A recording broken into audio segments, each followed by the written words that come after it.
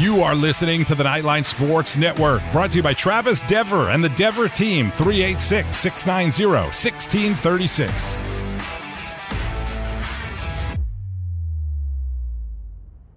Knightline is brought to you by the Dever team, your source for New Smyrna Beach real estate and everything else New Smyrna Beach. Go to www.thedeverteam.com and call UCF alumni Travis Dever for all your New Smyrna Beach needs. 386-690-1636. That's 386-690-1636.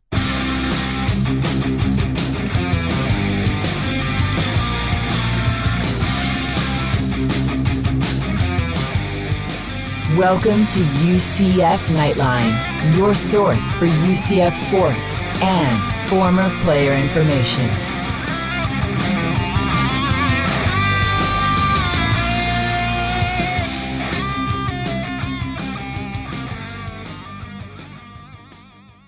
All right, hello Night Nation. This is Andrew Phegley coming to you from the 1148 studios, and this is Knightline 285 from the award-winning Knightline Sports Network. Joining me, as always, Ben Stout and Roger Phipps. And on this week's show, Gumbo is good, tackling not so much. The Military Bowl is on the agenda. The portal is popping. We go inside the huddle with Knightline's football analyst, Neal. We conduct our Hoops Rewind, maybe. The Tijuana Flats Hot Take of the Week. Your questions on Ask Knightline and news and notes. Yeah, I actually forgot about Ask Knightline. I'm sure there's probably at least a question on there, so we'll get to that here shortly. But if you haven't been paying attention, we had the American Championship game this last week, if you want to call it that. 45-28 losers, UCF was. Wow. Well, it's the easiest. Losers. It's the easiest way to That's say a little it. harsh. Well, it felt like it. It felt like it. Yeah, that was pretty much the way it worked. Every bit of it. I didn't really mean to put the emphasis on losers as much as I did, but I'm not calling everybody losers. I'm just saying we lost the game. It's all good. So, been interesting. It is Monday night, 12-5. And it's been an interesting day, for sure, with the transfer portal kind of opening its ugly doors up and everybody going down into the hole. Lots of UCF players going into that transfer portal, a couple that I wasn't quite prepared for. So we'll talk about that. We'll talk about, obviously, Mikey Keene, which throughout the year we've been talking about. The whole thing has come to fruition finally. He was the very first one in there yesterday. We all kind of knew that after he didn't suit up and play for the championship game, which kind of hurts in a way. And then Jeremiah Jean-Baptiste, captain, linebacker.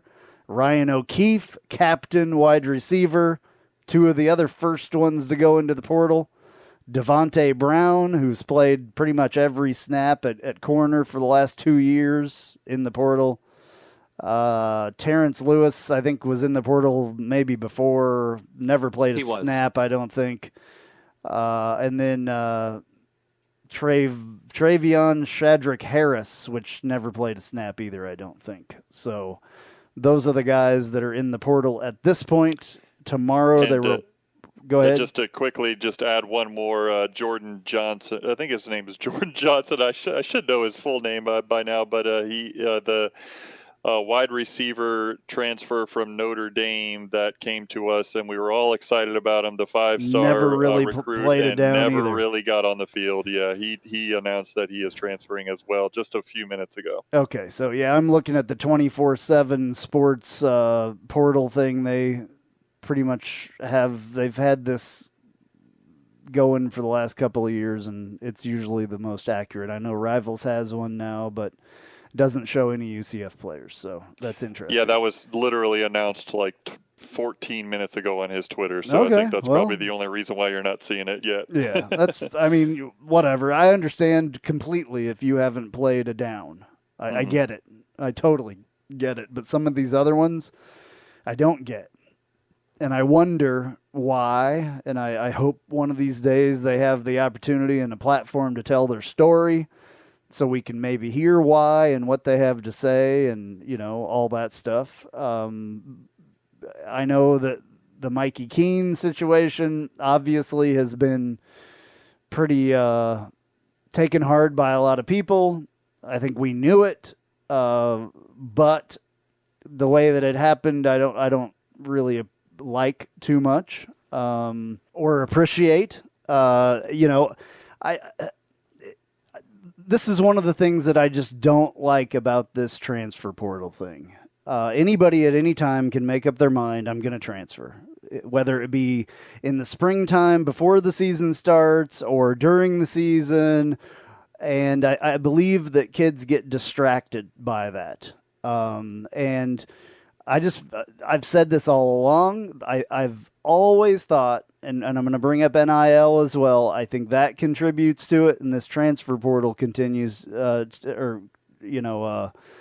whatever. I lost my word there. Contributes to it as well. I'm sure the other guys, Roger and Ben, you have your opinions on this as well.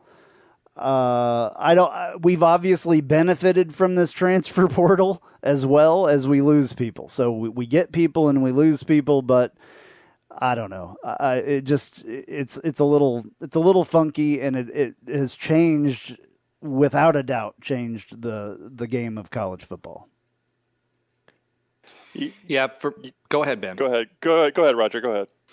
No, I was just going to say, I agree with you on, it's a fundamental change for college football. From, we talked with Trey a little bit later, but fundamentally from a fan's perspective, from a player perspective, from a coaching perspective, it literally impacts everything that we do. And, we talked about this ad nauseum last season when all this started coming to fruition. It was like, okay, so where's the regulation on this? Because this is worse than the NFL, in my opinion.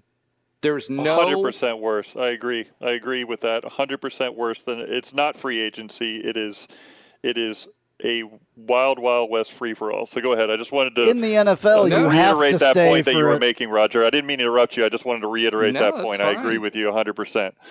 In the NFL, you have to stay for a certain period of time. You have to. You have a contract. You are contractually obligated to stay for a certain amount of time. That's what makes this the wild freaking West, is that nobody's contractually, staying for any. And I understand there's no contracts in college football, duh, but there has to be something that deters you from just at every whim going wherever you want to. You only have, the only thing that's doing that is you only have so many years of college football. That's the only thing. Maybe. But guys, I don't know. The grass is not always greener on the other side. And I hope that some of these people realize that transfer, and I get transferring. I get it. I get it for certain people, and I don't get it for other people. You know what I'm saying? If you didn't, I think I said this earlier. My mind got all jumbled up there. It's shocking. I know. It's shocking. Have had a lot of concussions. That's what I try to blame it on anyway. But, it's literally like a whim. I understand it completely if you haven't played a snap on your team, like some of these guys. But when you're supposedly a leader and have a C on your jersey, it's shocking to me that these guys want to transfer. I don't think it would have ever happened like that before. But now, for some reason, it's the Wild West, and people can do whatever they want to, and it's no longer about the school, it's about the individual. And so when these kids are looking at this, we've talked about this too. It's college football is the 1% of all high school players, right? If you're playing college football, you're 1% of that. When you get to the NFL, you're 1% of all college players. So right now, there's no rules and regulations. You're not bound for 3 years or whatever. You don't have to sit out anymore. You don't have to sit down anymore. There's no penalty, right? So from their perspective, from a player's perspective, and this was, I think we should talk about Mikey, but that's a whole separate issue to me. Oh, we'll talk about it. Yeah. In general, like, to me, like, what I've kind of come at this as, especially when it comes to Mikey and his situation and everything else, is what every other player is thinking is like, okay, I've got 4 years. The chances are I'm not going to make it in the NFL. And if I make it in the NFL, if you're a running back, you're only going to make it 3 years max, right?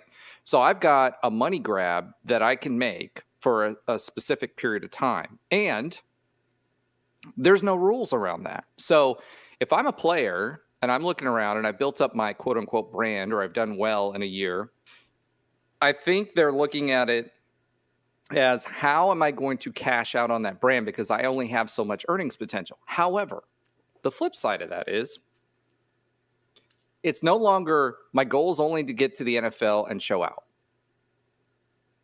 My goal is how I'm going to cash out. And what you're seeing is 18, 19, 20-year-old kids that are making this decision based on that. And that completely eliminates what college football was about. And I talked to Trey about this too later on. As a fan and someone who supports the program and supports every single player who's out there, I have a personal connection with those players. I root for those players as well as my school. That part, or that aspect, is going away, and rooting for those players, because they're looking at it as an individual. So you see a wholesale change. We always talk about college football being a business. It is literally becoming a business at this point. So from a player's perspective, how do you fit within a system? How do you grow within a system? How do you maximize your potential to show out for the NFL? If it doesn't matter anymore, it's about the individual attributes and athleticism that you're bringing to the team. And that breaks down team cohesion as well. So there's so many different aspects that come into this from a fan's perspective, and then from a coaching perspective. How do you manage a roster?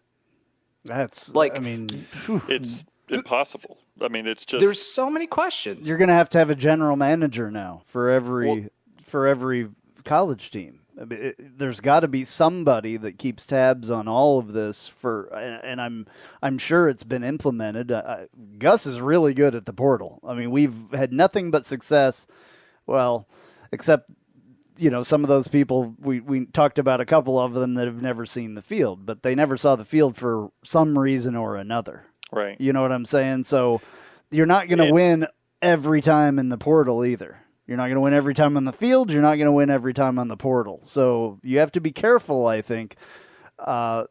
You still only have so many roster spots and so many scholarships. So you have to be extremely careful, I think, with those, spots. And everybody who leaves opens up another spot, so whatever. And we should probably point out, as far as since we're talking about Gus's success in the portal and working with the portal, we should probably point out, now he's only been here, this is his second season, this is the end of his second season, but those who have left so far in the portal have not been Gus Malzahn recruits. They're not Gus's guys. And you give them a little bit of a break because of that. And we can, to a point, and we're going to get into Mike here later or soon. But I will say it was a stark contrast today when most of the portal announcements were made. It was interesting to see kind of the tale of two types of players, or two versions of this team, if you will. Whereas we obviously, the ones that were the biggest surprises today, I think Ryan O'Keefe probably the biggest in my opinion. JJB was tough to take but you have a personal connection to that, and you should speak to that, because this is the type of it illustrates the type of thing that I'm talking about with the fan engagement. Yeah, definitely, and I'll get to that in a second. I was just going to say and I appreciate that, Roger, because I do want to express that, but the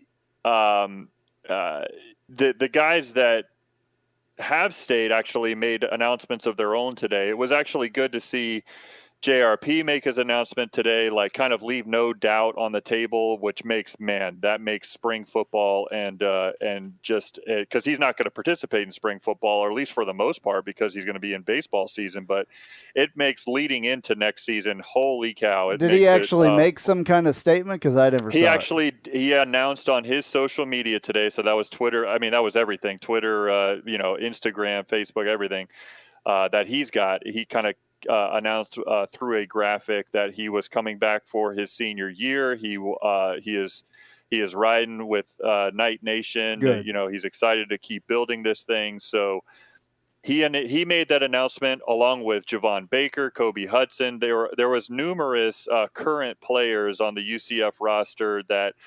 And I know the two that I just mentioned just got here, before the season started. But there was numerous players on the roster that kind of expressed, "Hey, I'm not going anywhere. I'm here to build this thing." So it was good to see that, and yeah, just to kind of go back to, I guess, Ryan O'Keefe. I mean, that was one that for me personally hurt the most. I mean, I was expecting the Mikey Keene after this season. I wasn't. Even though he was a captain on defense, wasn't terribly surprised by JJB or even Devontae Brown for that matter, even though that one took me by surprise. But Ryan O'Keefe, it was just a tough one for me to take. I mean, my mother's maiden name is O'Keefe, so my parents were super excited about him when he first started at UCF, so I followed him and his story, which is a very unique one. His childhood, his upbringing, and his story are very interesting. And he quickly became my favorite player here, especially midway through last season. And because of that, and because of my parents, connection with his last name as well, he became my son's favorite player. And he has a Ryan O'Keefe jersey, and and so when those things happen and you've got a 9-year-old son that really loves, these particular player on a team, it's kind of hard to explain to a 9-year-old the intricacies of the complicated and sometimes, and I'm not particularly talking about Ryan O'Keefe, although it's surprising, but the sometimes, hey, I've got to look out for me, version of this new world that we live in as a college sports fan. So it puts people in a little bit of a difficult spot. I'm no different than that. And then just since I'm speaking on the fan perspective of this, I just find it rather interesting how you've got this polarizing thing with everything. And I just don't want to say the transfer portal. I mean, what we saw this season was actually the redshirt rules and the adjustment that was made to those about 6 or 7 years ago. I don't know the exact year that was happening. What we saw this season is that adjustment really coming into play as part of this whole gamut of the rules changes that have happened over the last decade, let alone the last 2 years in college football, kind of, adjusting the way we look at it. But when you're when it becomes about the individual overall, and when it comes about how much money can I make in NIL money, how many benefits can I get for myself if I go somewhere else? If I'm not the starter, then I'm going to transfer immediately, or I'm going to sacrifice winning the ultimate prize that my team can achieve. When it comes about those kinds of things, and when it comes about money, is that these players, and then at the same time we're saying that these players are immune to criticism by the fans because of the disappointment that we feel because you didn't contribute in the most important game of the season by your choice. You were healthy enough to do so. And to say as a fan base, as certain fans, to say that they're immune from criticism because of what reason? Once they took money, they're not immune from anything. 5 years ago, yeah, sure. Yeah. At least the perception was, and we know that this wasn't true at every school, but at least the perception was that these players were in it for a scholarship to better their future from a scholarship standpoint, and to do everything they can to lay it all on the line for their school and for their program, for their teammates. And now, with that being completely flipped on his head, I mean, if you're going to play in the big boy side of the pond and you're going to be all about how much money you make and be all about the individual, I'm sorry, those are adult decisions. And you have those to deal are with adult the movements. And so to act like they're just kids out there throwing a ball around and they're immune to criticism, I'm sorry, that era is also over in college football and college sports, for that matter. Yeah. Well, great words there. I couldn't agree more. And it's all about the money. And now there's an in team that wasn't there before. I said it from the beginning. I've said it all along. NIL and the transfer portal were going to ruin college football, and here it is. This is exactly what happens. And they're professionals now. And when you're a professional and when you're getting paid to play or whatever, you're giving up that right to not have any criticism, I guarantee it. The way that I see it and the way that you see it as well, I believe. Yeah, I mean, I think it's an adjustment. They're professionals that the fans, now. Yeah. They're not amateurs anymore. It's the adjustment that has come last from the fans. It's the thinking that it is like it used to be. It is no longer like it used to be. And shoot, if we were like on this show 5 years ago, we're bagging on some player that he felt like he had a better opportunity somewhere else, I mean, I think that we would probably deserve a lot more criticism, but it's a different ball game. Literally. Yeah. Yeah. Yeah. Right. The thing as far as Mikey Keene that bugs me the most, and I was a full-on supporter of Mikey Keene.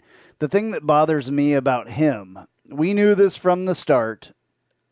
In a way, it had been rumored the entire time that he wanted to preserve the red shirt, and we argued about it on this show and everything else. But last week, we talked on this show, and I played the clip of him when two reporters that are very well known to him, that he has talked to many times, ask him straight to his face, looking him in the eye, "Are you going to play?" What did he say? "Let's go win a championship." Right? And then midweek, we hear that he's not going to play, that he's going to preserve his red shirt. So not only did he lie to reporters, but he lied to all of us that heard it. Everybody that tuned into that press conference or watched it on YouTube or Twitter or Facebook or Instagram or whatever, any fan, he lied to everybody. That's not cool, in my opinion. If you're not going to play, just come out and say, you know what, I've decided to preserve my red shirt. It would have been much better if he would have come out. People would have still been disappointed. People would have still thought he was crazy. But at least it would have been honest. That's missing in a lot of things these days. Honesty is missing. That's what bothers me about it. That's why I'm pissed off about it. So when I was at the Tulane game, and a lot of fans expressed a very similar sentiment to what you did, my take on it was he was in the moment, and he probably got an offer this week leading up to December 5th. That, if I'm another school and I'm getting ready to pay you some money, you're not going to play in that game because you're not going to get hurt. And if he does have an offer on the table, which, they don't have to directly contact him. They contact the high school coach who says, "Hey, Mikey, so-and-so's got some interest in you, and this is what they're thinking about." that's where that comes from. However, it makes you appreciate, in my mind, someone who doesn't do that, because ultimately, yes, there are still some players who, and to your point, Ben, when you brought this to the table, someone who's announcing, hey, I'm not leaving, right? Because look, at the end of the day, from a player's perspective, you run a risk. Only 70% of the players that go into the portal will find a home. Only 70%. So those folks that are going into the portal that are not the highest producing, 30% of those players will not have a scholarship next year. So you're taking a risk when you look at that. And when you're looking at it from Mikey's perspective, right, he has to have had some sort of offer or inkling or something to do what he did and sit out at that game. Now, we've talked about this ad nauseum, and whether he would actually sit out or not, or whether he'd play, whether he'd preserve his red shirt. And all of us last week said, when you played that clip, Andrew, and we talked about it, we said, hey, hats off to Mikey. He's a character guy, blah, blah, blah, blah, blah. Whatever his reasons are. Was crap. It was not true. Yeah. Well, I think we were all disappointed. It wasn't true. He lied. Absolutely freaking lied. Not true. Not true. Like, lied. That's not cool. What is that? So if your kid was a Mikey Keene fan and was really excited about Mikey Keene playing, listen, just wait for a second. If your kid was a Mikey Keene fan and you had to explain that to him, that's a little bit harder than explaining the Ryan O'Keefe situation, right? Mm-hmm. So there are kids paying attention to what these, kids or adults, professionals at this point, are doing. That's not cool. I think the point that you're making, Andrew, or one of the points that you're making, is that to say, or don't think, folks, that this isn't going to trickle down to the lowest levels of youth sports too. Like this is a culture thing. This is going to continue. Absolutely. And here's just a few things on the Mikey Keene situation from my perspective. And I obviously said this to you all as soon as it was official. I can be appreciative to what he brought to this university, beating Florida last year as a true freshman, and leading us in that bowl game. I mean, I think when he really got those few weeks of practice and the leadership that he showed in that bowl game was just huge. It was just a huge win. And certainly in the big wins that he had this year for us, and the games that he contributed in, I couldn't be more appreciative to what he brought to this team. I'm allowed as a fan to be both appreciative of what he brought and very disappointed in his decision to not play in this bowl game. And I expressed this on social media, for the couple times that, people, we had this wildly polarizing, thing about this whole situation from our fan base, which is understandable. But like the whole, I basically said what I just said, which I don't think is very bad considering I'm not bashing the guy. I'm just basically saying that I'm disappointed in the decision. And as somebody who was a walk-on on the end of the bench at UCF, I was not a star player by any means. Me either. But same deal. But everyone has a role. Everyone has a role to play in order to win a championship, and Mikey's role was extremely important. And just because you didn't start doesn't in my opinion clearly doesn't make a bit of difference, because our starting quarterback was hurt going into this game. And anyways, I think by one person, and I'm not going to try to say one example as, a representation of the entire fan base, but one person in their comments back to me was, because I got many rants in back to me just by saying I was disappointed in Mikey's decision. Because I frankly don't understand it. He said, "Oh, this isn't about you, man."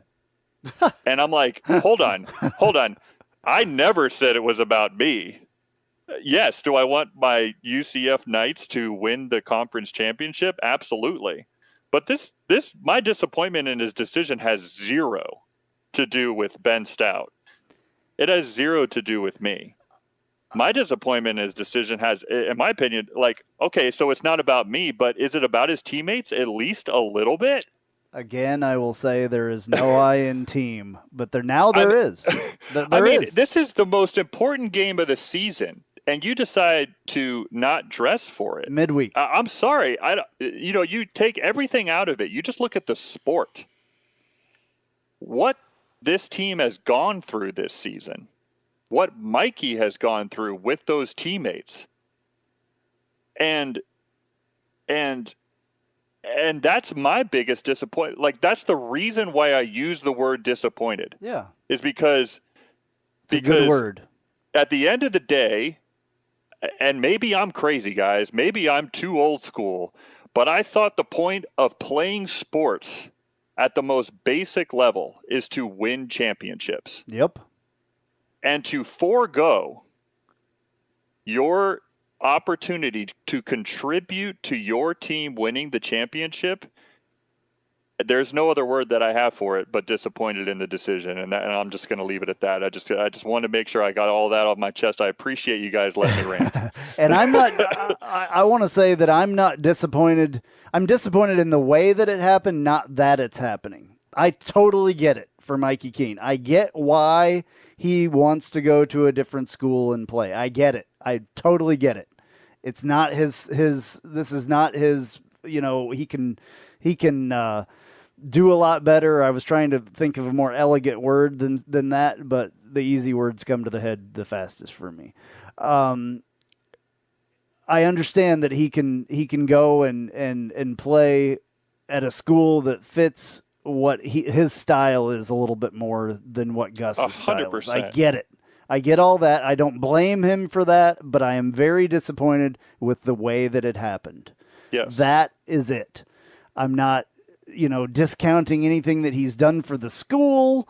I mean, I still think he has a spot in, if we had a Ring of Honor or whatever, which we kind of do. I don't know if it still exists. I mean, beating Florida in a bowl game was absolutely massive for the program. He is a very large part of that and always will be, and that will never be discounted. But the way that things were done, I'm very disappointed in. Extremely. I'm a loyalty kind of a guy. I'm a do what you say you're going to do kind of a guy. And that was the absolute opposite of that. That's what I'm upset about. I could care less if he wants to go and play for another team. I get it. Absolutely. And we all said that last week. Right.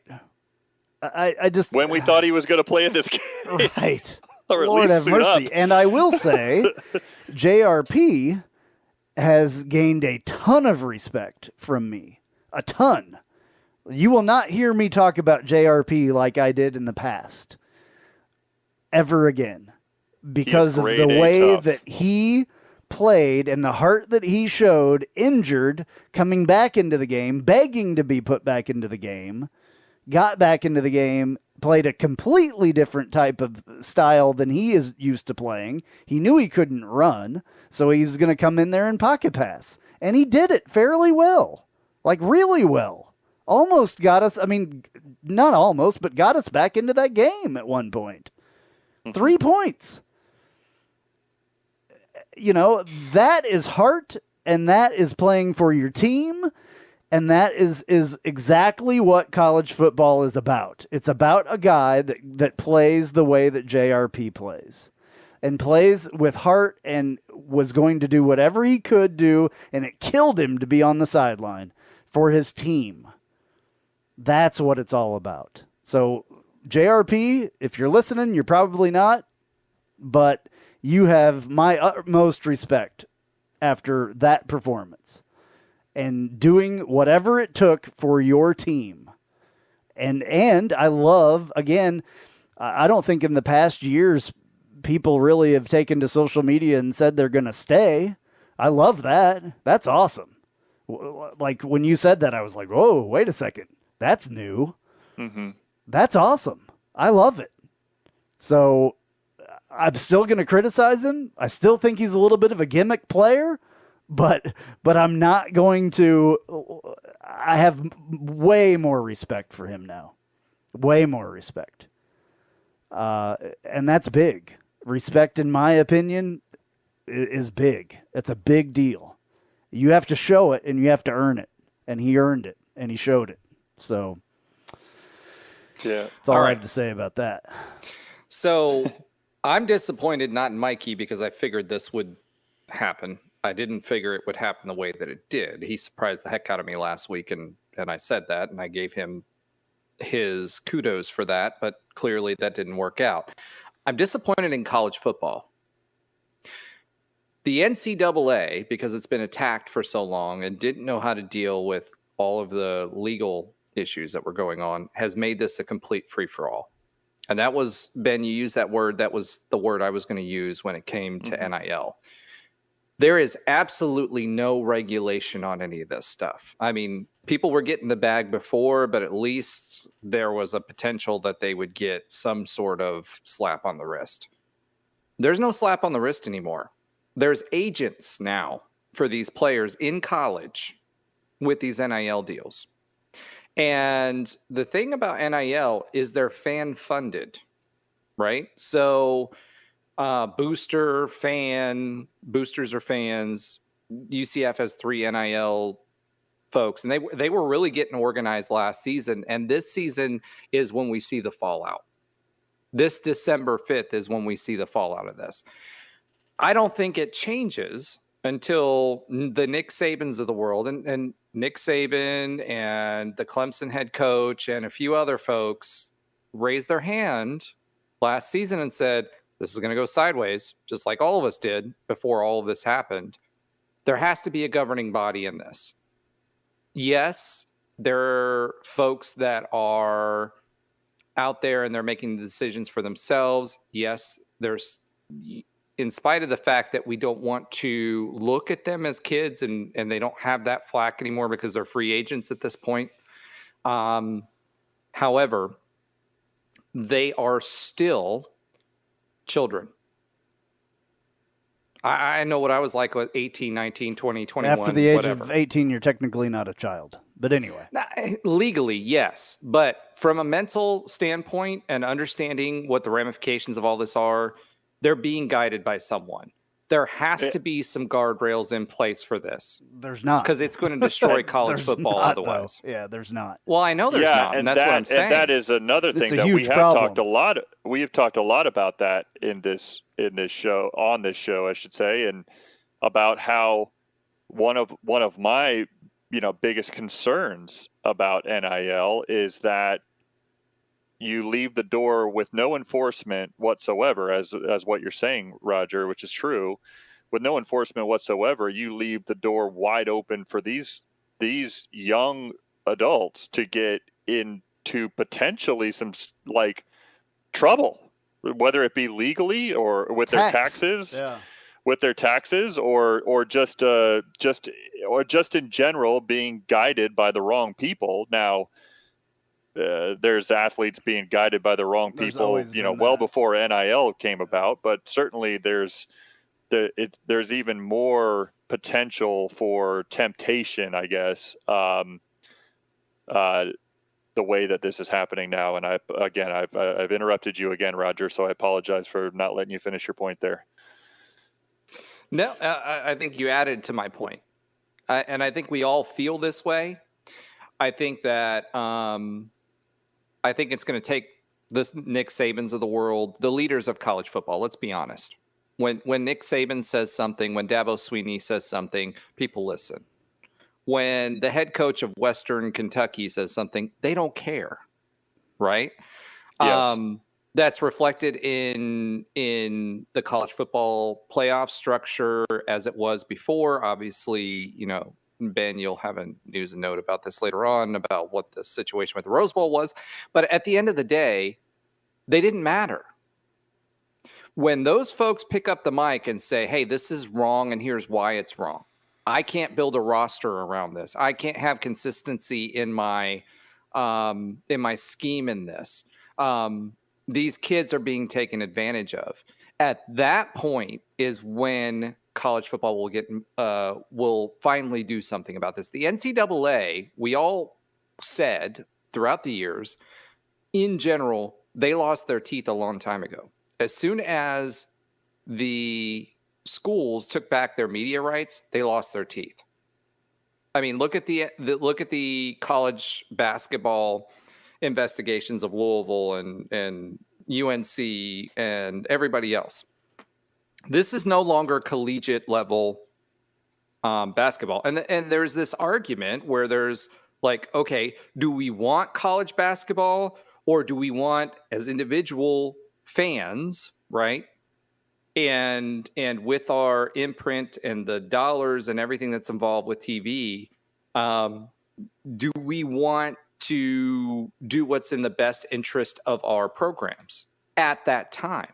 What's happened is folks have done what's in the best interest of their programs at the time, but nobody has thought about college athletics and what is the essence of college athletics. And you get what you have now. And eventually, and I hate to go on a soapbox about this, but you're going to run into the guardrail. You're going to wreck the car. And what you're seeing now is that happening. It will take 2 or 3 years to figure this out, whether it's Congress that gets involved or anybody else. Go ahead, Ben. I'm sorry. Yeah, no, I was just saying, I think that, the part of, and the reason why we're so, just for those listening, I mean, I think the reason why I'm so fired up about this is over the last 5 to even maybe as far back as 8 to 10 years, we would criticize some top players that were, in tune to be top, level draft picks of sitting out bowl games, right? But the easy argument for that is, hey, it's a bowl game. It's at the end of the day, it's an exhibition. Unless you're part of the college football playoff or the national championship game back then or whatever it may be, you're at the end of the day, it's pretty much a pride thing. It's an exhibition. But what we've seen I think one of the reasons why I'm so affected with this is because I'm still just in shock as somebody who sports is such a big part of my life. It's just a mentality that I can't I have a trouble wrapping my head around. I will admit that as a human being. I have trouble wrapping my head around how this being everything involved in college football in particular has crept its way into championship games. That's the part that I struggle with the most. And one or two players can totally screw that up for the rest of the team. And yes. And the reason why the reason why I'm so fired up, I don't want to speak for everyone, but the reason why I'm so fired up about it, I think, in regards to Mikey Keene, is he plays the most important position in all of sports. If we would never even mention somebody's red shirt throughout or preserving someone's red shirt if it was a running back or a wide receiver or even an offensive lineman. Redshirting, regardless, or preserving the red shirt, only matters in one position on the college football field. Because, and the reason why I say it that way, because does anyone the second half of the season, did anybody notice who took the first snap at running back for UCF? Because to me, it could have been R.J. Harvey. It could have been Isaiah Bowser. I have no idea, to be honest with you. I don't know who took the first snap of the game. But you sure did. But I know both of those players contributed big time. And we had a unique situation coming down the stretch with the UCF, the 2022 UCF football team, where we needed multiple quarterbacks. And we couldn't have one in the most important one of the game. We couldn't have our best option at any given moment of that game because of the decision that was made. And I think for me personally, again, that's the reason why I'm so fired up about it. And I just want to close my point with this one last thing, is we're talking a lot about Mikey Keene. We rightfully mentioned JRP and the toughness that he displayed throughout the season, throughout the end of the season when he was clearly hurt, and throughout that game. But I want to give, we need to give, and we've mentioned his name already, but I want to make sure we really put an exclamation point on it. Somebody did give up their red shirt this game, this championship game. It was our true freshman quarterback, who's potentially the future of our football team, Thomas Castellanos. And I want to say, talk about appreciative. Yeah, I'm appreciative for what he did, and I texted you all during the game. I said, I don't care what he does on that football field. He can do no wrong as far as I'm concerned. And he played horribly. He did not play well. He played horribly, but it doesn't matter. His offensive line didn't help him. Well, but you want to talk about a tough position to be in. Yeah, 100%. I mad respect for that kid as well, and I'm glad he's representing the black and gold, and I hope he does for many years to come. Yeah. It's just... All right. It's a little crazy. The whole thing's a little crazy that this is what college football has become. It's sad. It's really sad. It makes me extremely sad that this is what has happened to the sport we all love so much. And that's it, Andrew. You said it, and you hit the nail on the head. It's the sport that we all love. This was different. College football was different than the NFL. Yep. Now we're all NFL guys. I mean, yep. Like Ben loves, the Tampa Bay Bucks, and he was excited when Tom Brady came, right? And you've got Kansas City, and I've got the Bengals, right?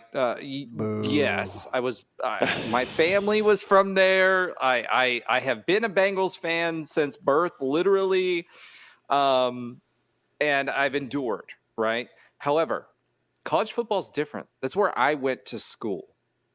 That's where Ben gave up numerous hours of time practicing and in the weight room and running and giving of himself for this school and the pride of this university because it represented us as individuals.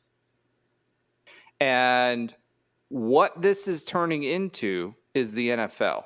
And yes, it represents Cincinnati, represents my city. Yes, I'm proud of it, but it's different for UCF. Yep. So I hate to bring this into a larger perspective because, hey, guys, look, it's college sports, when it comes to our lives, but we've all committed in some way to UCF. Andrew spent hours and hours and hours and 8-9 years of his life talking about UCF. I've spent time, Ben spent time. We've done a radio show talking about UCF. I've gone to school there twice, right? I'm proud of the people that go there. I'm proud of the fact that Orlando and UCF as a brand is known nationally now because it wasn't in 99 when I went. Where I'm proud of the fact that we went from where we were in 1999 and me buying my Dante jersey from 98 was the last time he played. But I was proud of that. And now we're watching them on the biggest stage. I'm proud of this university. And that's universal amongst college football fans. And that feeling is being eroded by what's happening in college football. And somebody has to step up and take it back. Yeah. Mm-hmm. Yep. And I'm sorry I'm going on a rant on this. No, Everybody's cool. kind of gone on their own No, rant. It's true. You're right. It's totally true. You're absolutely It's the reason right. why we have so much passion for it. Like, that's the reason why we're talking about this, why we feel so passionately about it is because we are invested. I mean, this is. I think every UCF means a lot to all of us. Not just us, but I mean, there's lots of people out there that are invested into college football. I mean, no doubt, it's millions of people. Yeah, and they've all got to feel, similarly. I would say, maybe not as much because I don't know, but just sucks. It totally sucks. We all knew this was going to happen, and we knew what all this stuff was going to do to college football, and there was nothing anyone could do about it. And now for us, it's come to fruition a lot more just because it affected our championship game. Like, it truly affected it. I think that's what gets me the most, as much man. as I love, and as much as I love TC and appreciate what he did, had Mikey Keene played, we would have won that game. And that was part of my recap for this game. We would have had a better chance. I don't know if we would have won it. You can't say that. I will go out on a limb and say that we would have won that game. Had JRP maybe won, maybe, but he was hurt. Had Mikey Keene, we would have had a better chance, at least. 100%. Yeah, that's what I heard some people say. Oh, it doesn't matter because the defense played bad. It's like, hold on, we don't know. Like, no one knows. Like, no one knows if Mikey would have been able to play in that game. We would have, like, the definitive, like, one way or the other. And I'm not coming down on you, Roger. I'm basically saying, like, to the people that say, oh, well, it wouldn't have mattered if Mikey played. And it's like, hold on, it would have mattered. It would have mattered. It would have mattered. Definitely. Like, to Andrew's point, JRP played well as a pocket passer.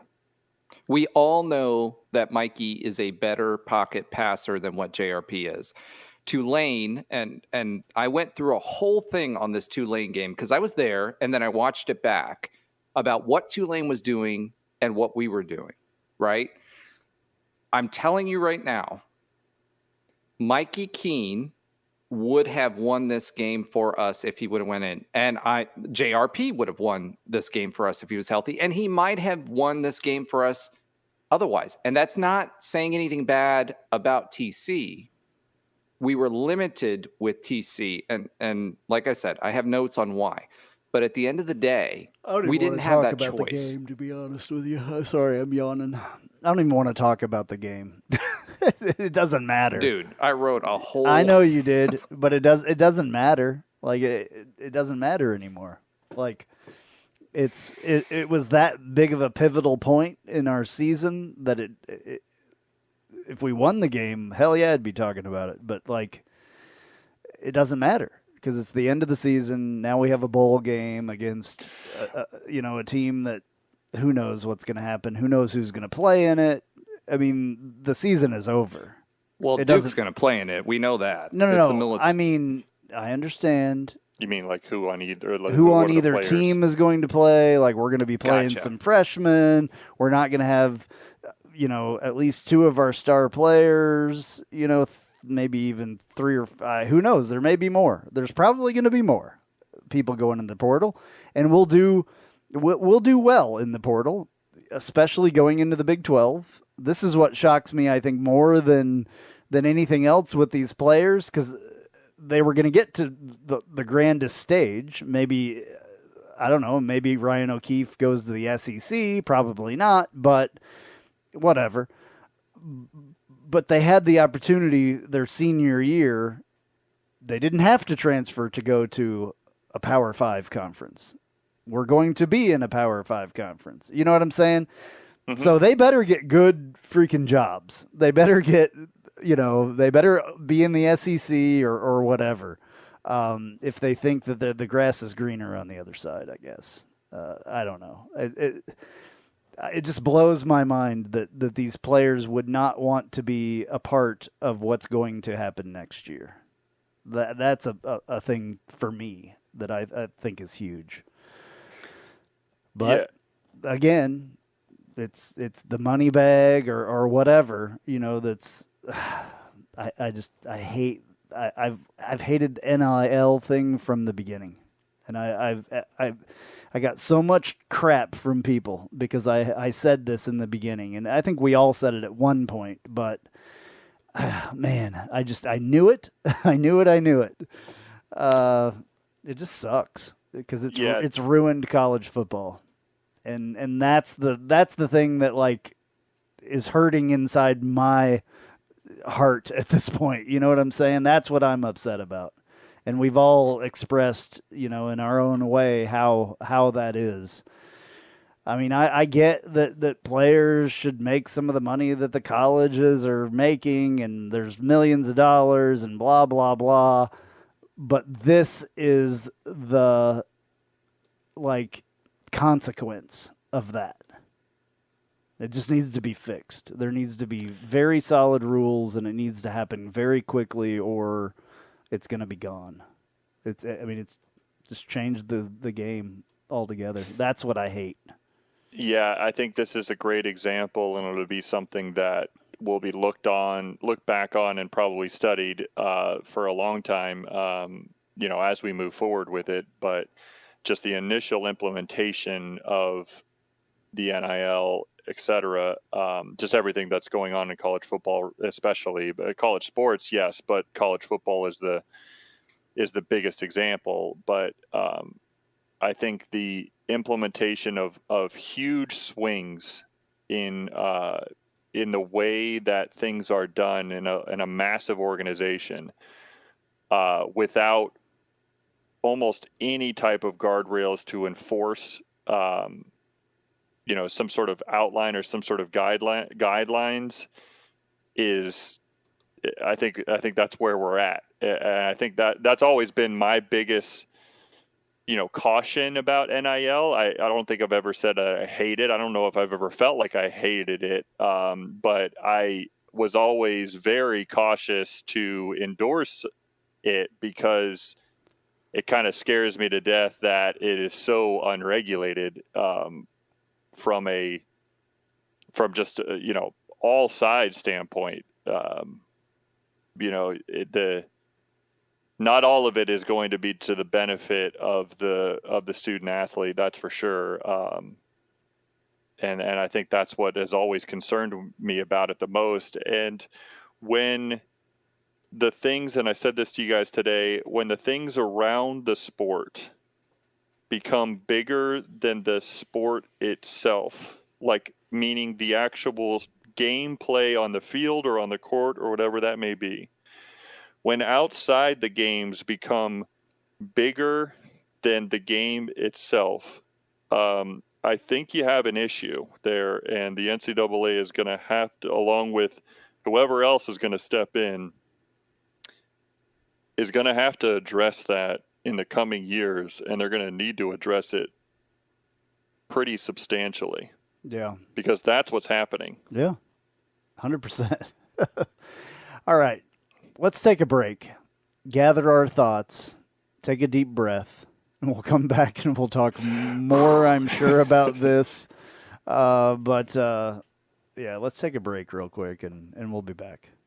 Hey, this is Travis Dever, Kai's Real Estate, the Dever team, New Smyrna Beach. Your source for real estate and everything else New Smyrna Beach. Proud sponsor of Knightline. Call me anytime at 386-690-1636. That's 386-690-1636. Let me show you my hometown, New Smyrna Beach, UCF's favorite beach. Go Knights and charge on.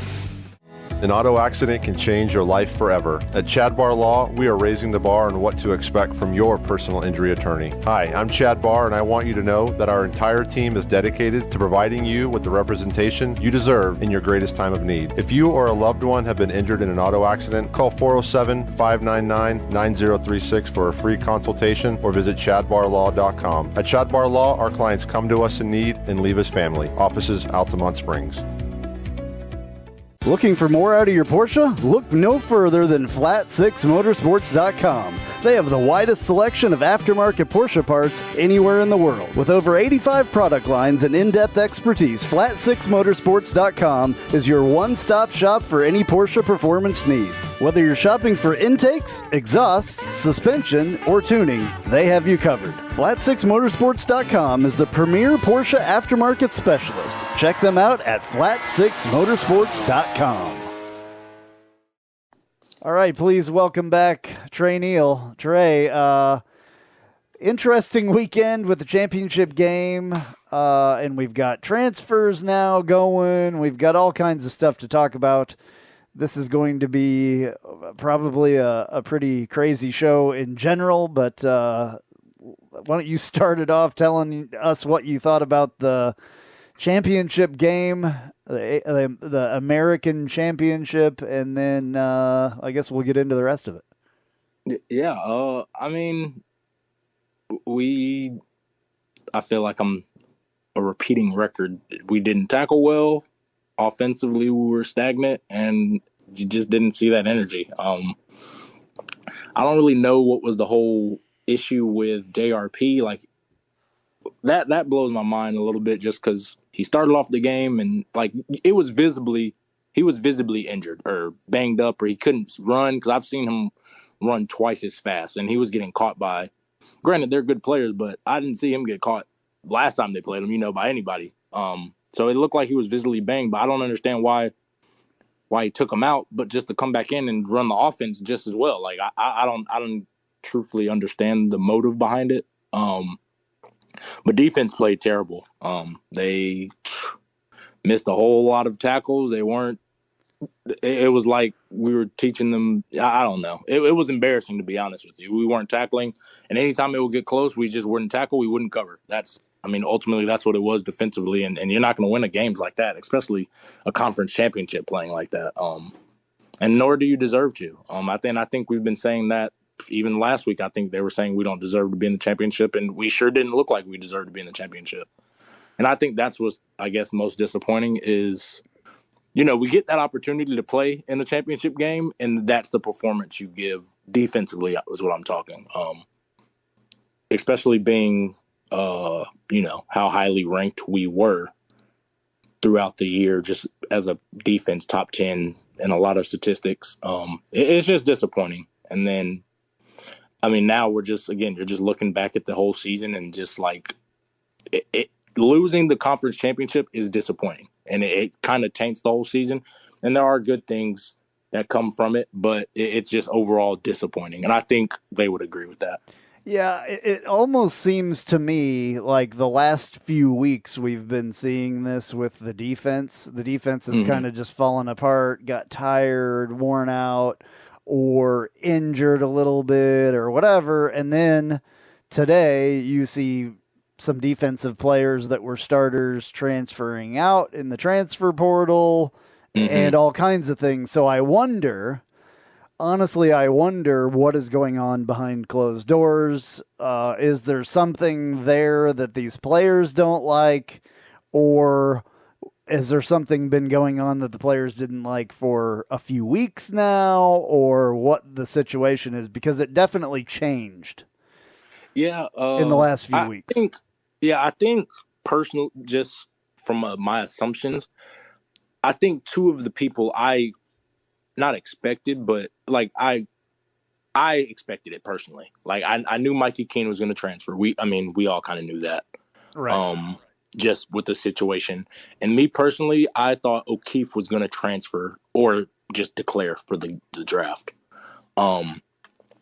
Because he wasn't. He's too dynamic of a playmaker to not get a lot of touches. Not in college, at least. Right. And he wasn't to get. And that's not a problem, because Gus's offense has always been quarterback centric, run the ball, control the clock, play a physical brand of football. That's completely fine. But as far as O'Keefe, like, that's not going to get him, get his draft stock up, get him drafted doing that kind of style, because all he really was doing was getting majority of the games. It was getting a jet sweep. He was getting he couldn't truthfully showcase his talent. So those two, I understood. Mikey, he was a backup, and you have a freshman that's getting in more. And really, he only played because JRP got hurt, and they didn't want to burn Thomas's red shirt. So Jeremiah Jean-Baptiste, I was not expecting, and Devontae Brown, I was not expecting. Exactly. And then so that goes to the point what you were talking about. That's got to be, I don't know if it's something going on, because those two guys they've been some of the better performers at the position. Jean-Baptiste he's a captain of the defense. He was a captain on the team. And he's been playing. I mean, he's a great football player. Devontae Brown, he's probably one of our more consistent corners throughout the year, and he's a pretty good football player too. So those are probably more scheme disagreements. Those I wasn't expecting, but this is where it turns into, we don't know what's going behind closed doors, because these two guys are also hyper recruits. These two guys they might not like the system that they're doing. They might not like what Coach Gus has and Coach Williams has them doing for their talents and making them feel like they can do the best for their NFL situation, which is why they're entering the portal. Like that's all on the table. We don't know if there was an argument or anything behind closed doors. But those two were definitely surprising. We'll know a lot more, obviously, once they kind of, figure out where they're going and what they do, if that's what it was. Because, I mean, if Jean-Baptiste, if he goes to Florida State, then we know it's a scheme thing. He wants to, because that's the same thing Bethune did last year. And same thing with Devontae. Like, I would understand what they're trying to do. But until then, like, we have no idea. Oh, at least I don't. I have no idea what's going on, in the locker room or stuff. If it's just a simple scheme disagreement or if there's more behind it. All right, Roger. Yeah, for me, there's a few things. One, the biggest, and I know you guys think of this differently, but for me, it's the bag, right? The bag's gotten a lot bigger. Devontae Brown supposedly last year was being approached by Miami, and we made a deal with him, NIL deal with him, and kept him. I feel like some of these players who either don't feel like they can make the NFL are going to try to make as much money as they can and still try to make the NFL. JJP is another one. I think that's where JJP's head's at. There's a lot of holes on this defense, as we saw, and we were really thin this year. And remember, JJP was coming off of a. You mean JJP or B? You're saying B. You're B, saying yeah. P. Man, I always do JRP. that. JJP. Yes. And then there was. I was like, wait a second, who is he talking Jamar about? Paul or JJP, who went to the Cows when he was one of our commits, couldn't qualify and went to the Cows. That's why I just choose to use their names. Okay. So Jeremiah Jean-Baptiste is who I'm referring to. That being said, I think that has a lot to do with it. We were, if you look at the PFF scores, like the entire defense after Navy just fell off a cliff. In the last two games. So we talked about injuries and how hard that game is. We did not have a off week, bye week since I think like the fifth game in, and we were already thin at each position, and we weren't able to rotate players really very much. Now this last game against Tulane in the championship game, we were doing some different things on defense than what we normally do. And I'll probably talk a little bit more about that as far as our scheme was concerned. A little earlier in the show, since we're recording this first, but that being said, for me, you made an interesting comment about O'Keefe. O'Keefe was another one of those players that there were rumors around that he was being offered by other schools as well. So Brown, his overall score went way down versus last year. Like he was being touted as a potential NFL prospect last year. O'Keefe was featured. There was a lot of people talking about him. Yeah, and O'Keefe was featured last year because of our wide receiver issues. And you're right, but this year he also had a lot of drops. I think it was in the neighborhood of like 15 drops. So he was being targeted less, but he also had more drops. So I feel overall a lot of this is just a money grab. A lot of these guys are either going to make it to the NFL, and if they don't make it to the NFL, they're going to try to make as much money as they can while they can. And that's where I think a lot of this is coming from, and it's absolutely crazy to me. It's interesting comment on JRP versus Tommy Castellanos too, because I'm going to talk about that as well. A lot. I feel like once Tommy Castellanos went out and JRP came in, the whole playbook changed again. I don't think Tommy was prepared to go. We talked about that a little bit last week or 2 weeks ago, whenever, when we were talking about Tommy as a backup potentially versus Mikey. And, the playbook just wasn't there. What the plays that you saw Gus, he pulled every trick out of the playbook after he left. So exactly. I think that was a big part of that. And JRP had that hamstring injury and he was obviously hobbled. So it's interesting to me. The other thing was some of these plays, I mean, we were playing some of our freshmen, right? In this game. And there was the one touchdown, I think it was the last touchdown, the last passing touchdown where that guy, we had a broken play and that guy was open. I can't remember what the name of the receiver was, open all on his own. And one of our freshmen was back there playing and just missed the read. He bit on the run and released his guy. Martinez. Yep. So he was peeking in the backfield. He was peeking hard. He was running forward, and I was like, oh. So there was a lot that happened during this game. I am interested though. Like, do you feel having gone somewhere else, where UCF is at today, not knowing exactly where our NIL numbers stack up? Do you feel like UCF is an attractive place to transfer to for folks from other programs, and why? I do. I think again, it's such a different world, I guess, because when I was being recruited, when I left, probably a year or two after, NIL really wasn't on kids' mind as much as it is now. Like I think it was like getting flipped on top of your head with NIL once that kind of became a thing. And I think that it started last year, correct? If I'm not mistaken. Yeah. In earnest, I think it was approved the year before. It was approved the year before, but then it was like, all right, at this point, starting last year is when it started. Right. Yeah, nobody knew how it was going to work, and all these collectives started organizing themselves last year. Exactly. So before that, UCF was always, because it was about football. It was about, what can you do, around the city? What can you do? That's what made UCF such a great hotspot, because again, you're in the middle of Orlando. You're 3.5 hours, 4 hours from everywhere in the state. Like, you can go to Miami, you can go to Jacksonville, you can go to Tallahassee if you want. And that's what made it great. Or you could just stay in Orlando and have as much of a blast as you want outside of football. And then you add the football element to it. That's what made it such a hot spot for guys coming out of high school, guys transferring in, guys, that's what made it great. Now that you throw NIL, it's like you're saying, it's going to be a lot more money dominated, which I get it.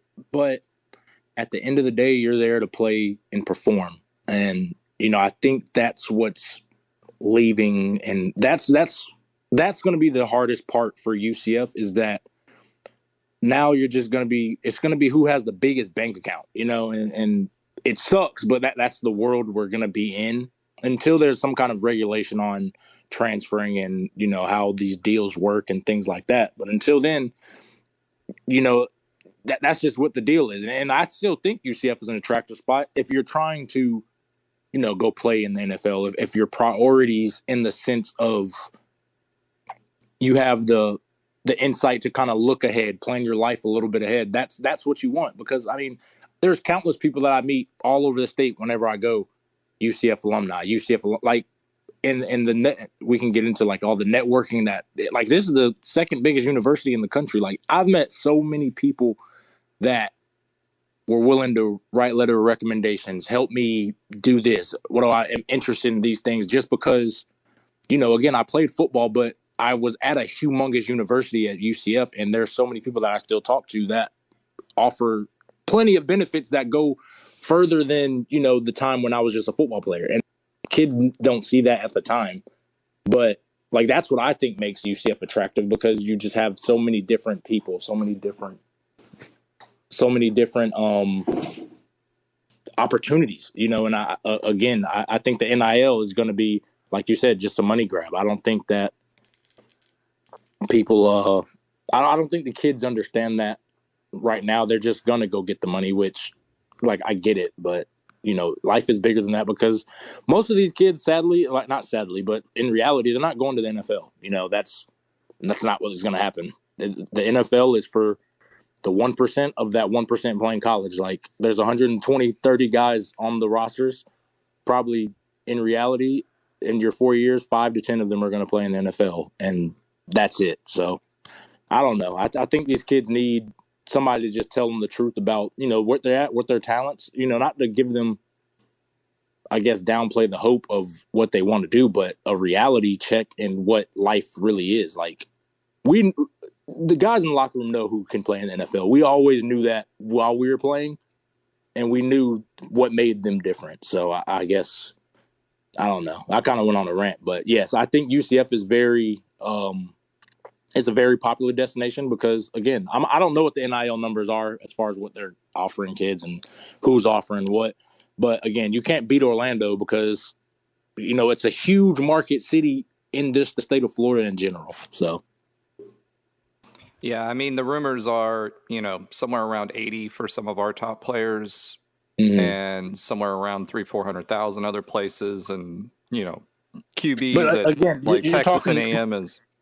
Yeah, but exactly, you're talking about those Texas schools. I mean, their money is limitless because you're talking about the pockets of a lot of oil people, and that money runs deep. I mean, if we're going to be real about it, people have been paying. Let's just be honest. Players have been getting paid since college football has started because people want to win championship. Exactly. That's just the reality of it. I mean, you can go back. I remember when I was in high school hearing all the stories about Johnny Manziel and all of that. Like, he was getting paid, and he's come out and said, like, yeah, I was making $30,000 a weekend just hanging out, signing autographs. Like, that's been the business forever. We can act like it's not. That's just been the business, and that's just how you get a lot of those top players now, is just openly doing it. But again, you're talking about Texas and all those blue blood, deep pocket schools. They're going to spend more money. But again, you have to tell these kids, hey, you're here to play college football. You're here to get a degree. You're here to, better your life. Yeah, going to the NFL would be awesome. But I don't know. I think it's short-sighted if they're just leaving strictly for a cash grab for 1 year. I wouldn't do that. I would go somewhere where you could put a lot of film out. If your goal is to be in the NFL, just go somewhere you can play, put a lot of film out, and put good film out against quality competition. If that's what your goal is, do that. But don't just go, hey, I just want to go make $300,000 for my last year. Like, I think that's short-sighted if your goal is to be in the NFL. Now, if your goal isn't, by all means, I get it. But other than that, I think these guys that are leaving have NFL dreams, so I hope that's not why. Yeah. I hope so too, and I'm sure the NFL is going to figure that out with certain players as well. I mean, I'm sure they know. They know what's going on. You go into those meetings when you start meeting with teams, they're going to ask you questions and be like, "How in the world did you know I was out at this bar at this time? I was out doing this." Like, they have people everywhere. Their eyes are everywhere. I remember in high school they were saying, hey, when you go to college, like, people are going to be watching you. And they were right. Fans know who you are. But once you get to the NFL, it multiplies. Once you even start trying to get there, it multiplies by more. Eyes are everywhere waiting on you to slip. So you have to understand. And NFL scouts, again, they're investing money into you. They're a business. All those teams, they're a business. They're not going to want to take risk if the output, why take the risk if you're not going to get the money back investing wise? It's just, that's what it is. So again, hopefully these guys know that they know everything. They know, they're going to know why they're transferring. They're going to know all of it because they're going to talk. Of course, they're going to call Gus, talk to their position coaches here, talk to their high school coaches, talk to wherever their next school is. That's what they're going to do. And they're going to figure out the story and piece it all together and figure out why. Yeah. What's interesting to me, like when we're talking about all this, a lot of these players, the folks that have transferred from UCF in the past, by and large, have not done very well. Mm-hmm. And Tatum Bethune, who transferred to FSU, is in the portal again. Yeah, which is crazy. Yeah. So, it's not just, okay, here's an opportunity. Huh? I said maybe he'll come back to UCF. He might. Should have stayed in the first place. Yeah, I agree with that. There is some backstory there as to why he left too. But, at the end of the day, what it boils down to is this. A lot of these kids that are going to be transferring are going to be on benches because you have all these high school kids coming in at the same time. And if you're going to some of these blue blood programs, yeah, you may have higher visibility. You may have nicer facilities for now because UCF will up its game. But you're not going to get the playing time. So do you take the bag for the playing time? That's basically the equation that I'm thinking of. And as a player, I always want to bet on myself. And, if you're not thinking, hey, I'm going to be the guy that's going to beat the odds, you're probably not one of those guys, or most players are going to think that way. I'm going to beat the odds. I'm going to get the bag and I'm going to get the playing time. Mm-hmm. Reality is most of them have sailed off to they disappeared. They're not playing. They've got no playing time. Look what They're sitting on happened a bench. with Dylan Gabriel. Even I mean, he's a starter, and look what happened this season. They were horrible. 6-6. Yeah, you're thinking you're going to blue blood Oklahoma, but that's not the same Oklahoma when Lincoln Riley was the head coach there. Yeah. It's not the same Oklahoma when Bob Stoops was. It was a rebuild. That program and again, I get it. I get why Dylan left. He went because he wanted to be in a more pass happy offense. But you were. But again, what was the motive? Was it to get his branding out? Which, if that was the case, I get it because Oklahoma is always a big brand. It always will be. If that was he went to UCLA first too. Remember, he went to UCLA. Yeah, he was there 2 weeks. Yeah. Committed. Yeah. Which again, what was that's a rabbit hole of what are the true motives behind it? It's the bag, bro. Yeah, and again, that's fine. And if that's what you want to do, that I do understand that. But you have to understand the way people, and that's another thing. You can leave, and that's fine. I just think the way you leave, that also matters. The way Dylan left, with what I heard, with how he wouldn't help, Mikey as a freshman, when I know good and well Mackenzie Milton was helping the kid when he was hurt throughout his freshman year growing. You don't want to leave on a bad note as far as, what you're doing.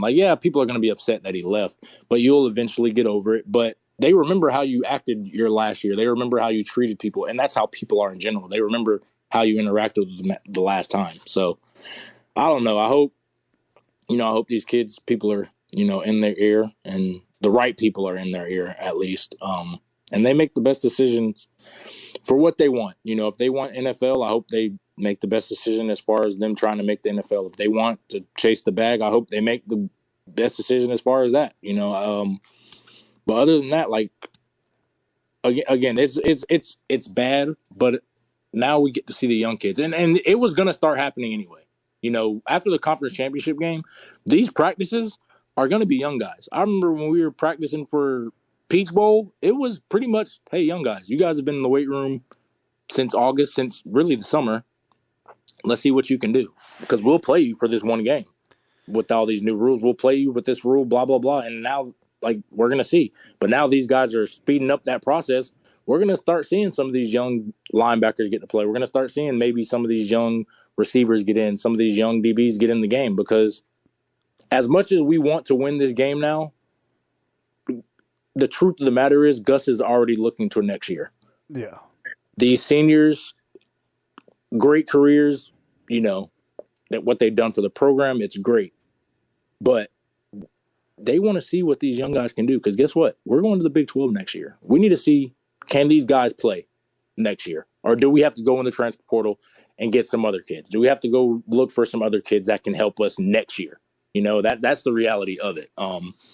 So as crazy as it is, I'm excited to see what some of these young guys can do. I'm excited to see what, some of these kids can do, because this is the time to see it now. You're about to have 4 weeks or 3.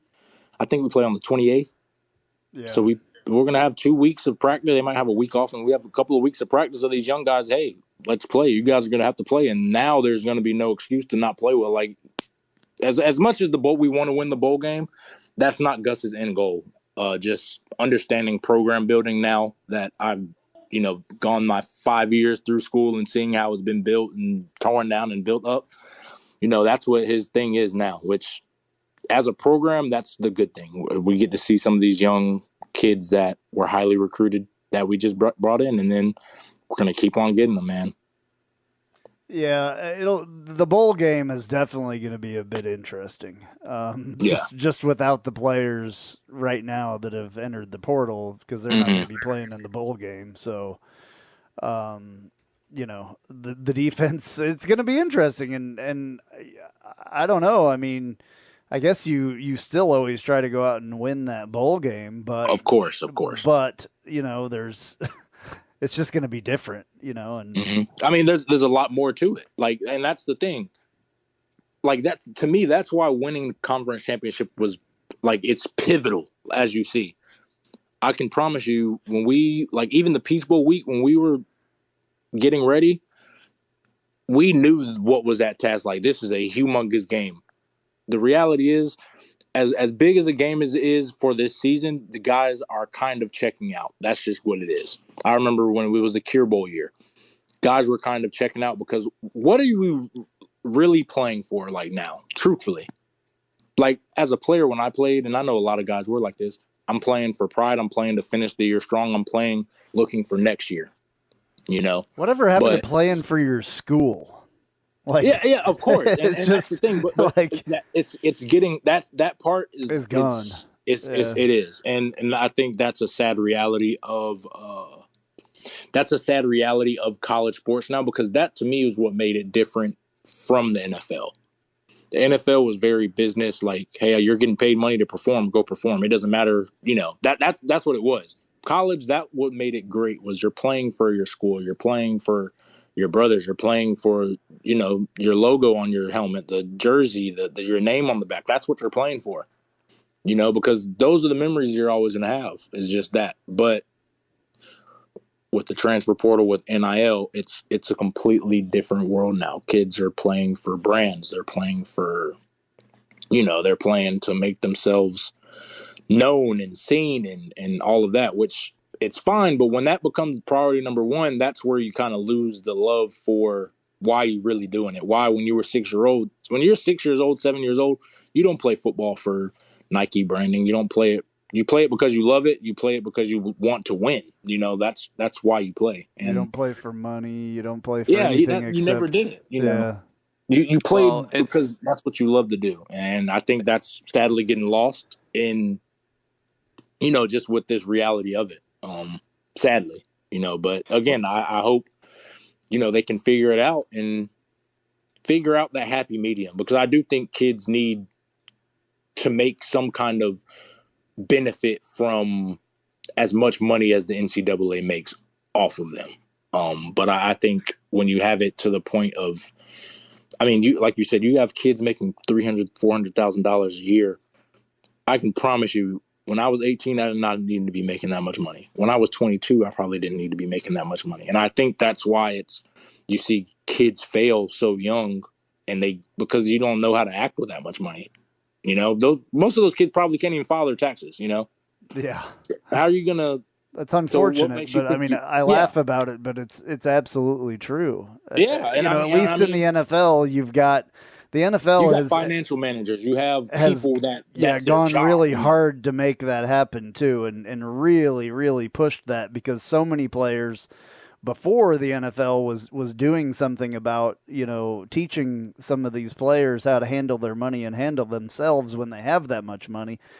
You saw a lot more trouble. You saw a lot more. I mean, there's still trouble, with NFL players, but it's not nearly what it used to be, I don't think. Exactly. And I think that's where they're going to have to figure it out, because like you're saying, that trouble that guys in the NFL didn't understand with spending money and doing all of this, now that's going to start, like, that's the new era of college football. This is the first real full year of doing it with NIL. Kids have, I mean, it's crazy as some of the stuff, how much money they're making. Like when they get to, we get into February, March. Listen here, bud. Like you owe us. You're gonna owe this. You know what I'm saying? They're gonna owe some money. I don't know how they're gonna go about doing that. Like, because that's nothing that I thought about when I was in college. Was, hey, let me file these taxes and see how much money I owe the government or how much money. I never thought about that. Yep. And I can't imagine. I'm not making $300,000-$400,000. I can imagine. What they're gonna have to pay back. And I hope that they, what I'm saying? Like, I just hope that they're prepared for it because there's so much more to it. And I think that's not something that you should have to deal with in college. That's why you're in college. They're not prepared for it. They're not prepared for it. And I don't know how much these NIL collectives or support they're providing for them in that. I know that UCF's does, but I would hazard a guess that a lot of these larger ones don't. Now, the other part about this is the fan experience, right? Because like one of the great things about being a UCF fan, especially, and you remember this, Trey, back to the George O'Leary days when we had those fan meet and greets, right? We'd go out on the practice field and everybody like hang out. Yeah. Like I met Pittman his freshman year and we talked throughout the season and throughout the years and, ever since then. So, now you don't have that connection with the players as fans anymore. I mean, you're not going to if people are just moving around every year or two. So yeah, I think that affects that too. Mm-hmm. You definitely lose that with people. Again, like you're saying, if it's money grabs, if it's more exposure, you do lose that in a sense because now it's almost like the NFL team where you don't know if your favorite player is going to be there. You don't know a year or two from now, which right now I'm speaking from, like you're saying, the fan experience. As a fan, you don't know if 2 years from now we're going to see this quarterback. Like, to be honest, if Tommy goes out and if he plays next year, for example, and he's just amazing, and then the next year he's amazing, but the team is losing, we might lose him. And that's not just to single out him, but that's just the reality of the situation. Whereas 5-10 years ago, that was never a thought. It was just, we're going to do whatever we can to build this. We're going to do whatever we can to keep growing. And as fans, you grow with those players. And I think they don't understand that fully. Which I get it because I was in their shoes too, but it's just, again, it's such a different world, man. It's like, I'm telling you, it's like post-COVID. Like everything that happened before then is like the Stone Ages, it's completely non-existent to these kids, which is sad. But I think for players, it takes a couple of years for them to really get into the system too. No matter what system it is, for you to learn to maximize you. Yeah. I mean, you can see it now. And that's just like these guys are still making mistakes that they shouldn't be making, which that just goes to show you have to still, there's so much more to learn. I mean, that was one of the reasons I told you guys earlier, like I left, because I couldn't learn another system with just 6 months left in my career. Like I had been 2.5 years and in something else. Like I was just finally understanding why we did this. I was just finally being able to play extremely fast because I knew why. I knew the why, and these kids are just, again, they're just jumping ship early when now you're in year 2. Like some of these guys are going to be in year 3 going into this system. Like this could have been the year that round pick, but I don't know. I think, I don't know exactly what's going on, but it could be, I just hope that they fully understand this. They had this conversation with somebody before they did this, because it could be detrimental, because if you don't go somewhere where you don't understand the scheme, or unless you're doing something extremely simple to maximize your talents and they're only going to cater it to you, then you're starting from scratch one. So yeah, you might get that exposure, but you're not necessarily going to play fast because you're learning a whole new system again, and I think, I just hope that those kids understand that. Yeah. Well, there has to be some regulation at some point on the NIL stuff and the transfer portal. I think the transfer portal is just I've said this from the beginning with NIL and the transfer portal. Although we have benefited a lot from the transfer portal, we lose some, but we benefit, it seems like, a little bit more from the transfer portal. And the transfer portal's been around for a long time. It just wasn't in the it wasn't official. It wasn't official, and it wasn't in the light that it is now. It was back when I was playing. You could transfer. You had to sit out, but you could transfer when you were playing. You transferred, obviously. But there, it just seems like there needs to be something that keeps commitments, because I don't know. There's a lot of things. Things have changed with the way, and I've seen a lot of people online this week talk about, oh, well, you changed jobs, right?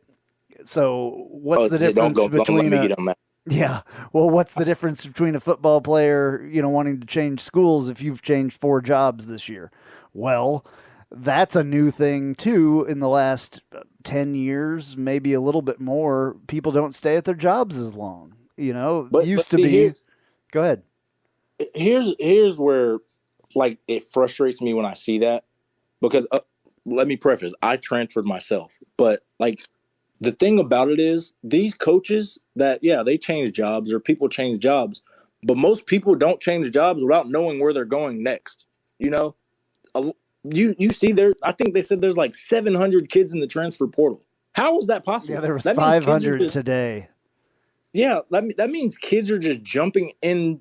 They're essentially jumping into the ocean, hoping somebody's going to throw them a life vest. Like, that's not smart. And there's players that don't get picked up. There's a lot of players that don't. Exactly. And that's where there's that. Like, that's the difference when people, like, I see people. Yeah, I do agree. If coaches leave, so players should have that freedom to leave. But guess what? There's one coach for every 100 players on the team. So there's a supply and demand factor to it as well. And again, coaches aren't just going to leave. Like, Coach Heupel was not leaving UCF if he did not guarantee the Tennessee job.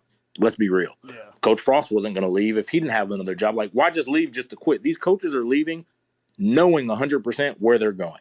Yeah. Some of these players are leaving, and they're just and not just coaches, though. That people were bringing up, just normal people in their jobs don't stay long in their jobs. That too, like, for the most part, we're not going to leave. Like, I'm not going to leave a job not knowing where I'm going next. What's the point? Yeah. Like, well, I'm pretty guilty of that, but I know I'll always wind up someplace better. So yeah, exactly. Or you have something to fall back on. Like, that's not right. When we leave jobs, as just being adults, you're not just going to risk. Hey, I'm going to quit my job just because. Yeah. Like, and some people do. I'm not going to say all. But majority of the people don't leave a job without knowing where they're going next. Also, a majority of people back in the day, a few years ago, 10 or 15 years ago, were at a job, most people for at least 10 years or longer. I was talking to a lady today. She's been with the same company for 30 years. And I was just like, wow, that. I told her, I said, that's impressive, especially in today's, world where I think it's average for, I don't want to single out a certain generation, but millennials or whatever. Yeah. For 6 months being like long time being on the same job. So it's all this follows that, I think. It's like I said, it's a different world, man. It is. Because I never was, I was big, like, my parents were like stability, do something that's stable. And they were probably at the same job for a long time. My mom's been doing the same hospital for 25, 30, since I remember growing up, like, that's all I remember. Same one. Like, that's just dad's same way. That's very, very uncommon these days, unfortunately. Yeah. And I mean, it's like you said, it's a different generation of kids. And like you said, it's millennials. I don't know if I hover in that, but I think it just started with the millennials, is why I bring that up. Yeah. It's really started with that generation. Yeah. I'm Generation Z or X, so X, not Z. X. And yeah, it's just it's different, man. The world changes all the time anyway, but this is, just one more thing to look at in general that's changed. All right. I think, again, it's like when COVID made everybody work from home, it made it like it's just a different world, man. It's such a different world. Yeah. All right. So kind of shifting gears a little bit. One last thing I kind of wanted to touch on because I wanted to get your perspective on this. As a defensive back, right? Mm-hmm. And knowing the performance of our kids this year, there's a lot of conversation about the quality of the coaching for the defensive backs. How would you assess, and what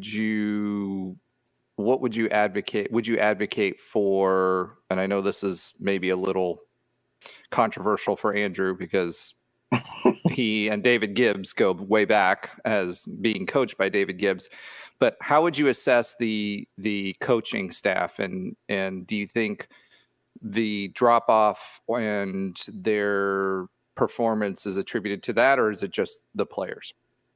I don't know exactly how they're being coached. I'll preface it with that. I haven't really been to practice where, like, I sit in meetings, know the technique that he's being asked, so that I can see if they're doing it in the games. I don't know any of that.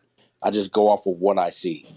And it has to be 50-50 because I don't know, because I would hope to think that players aren't doing what their coaches aren't telling them.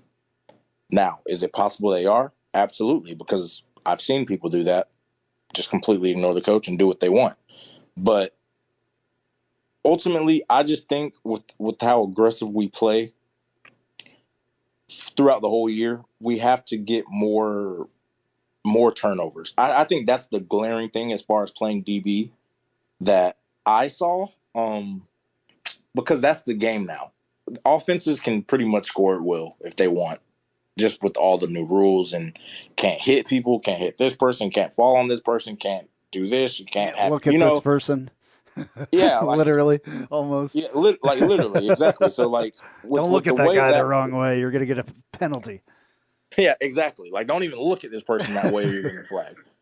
So I think just with the way the game is changing, I think we weren't more ball aggressive, ball aware, going for interceptions, going for, just things like that. And I don't think it's necessarily a shot at the coach, because I think you can just add that, in the offseason.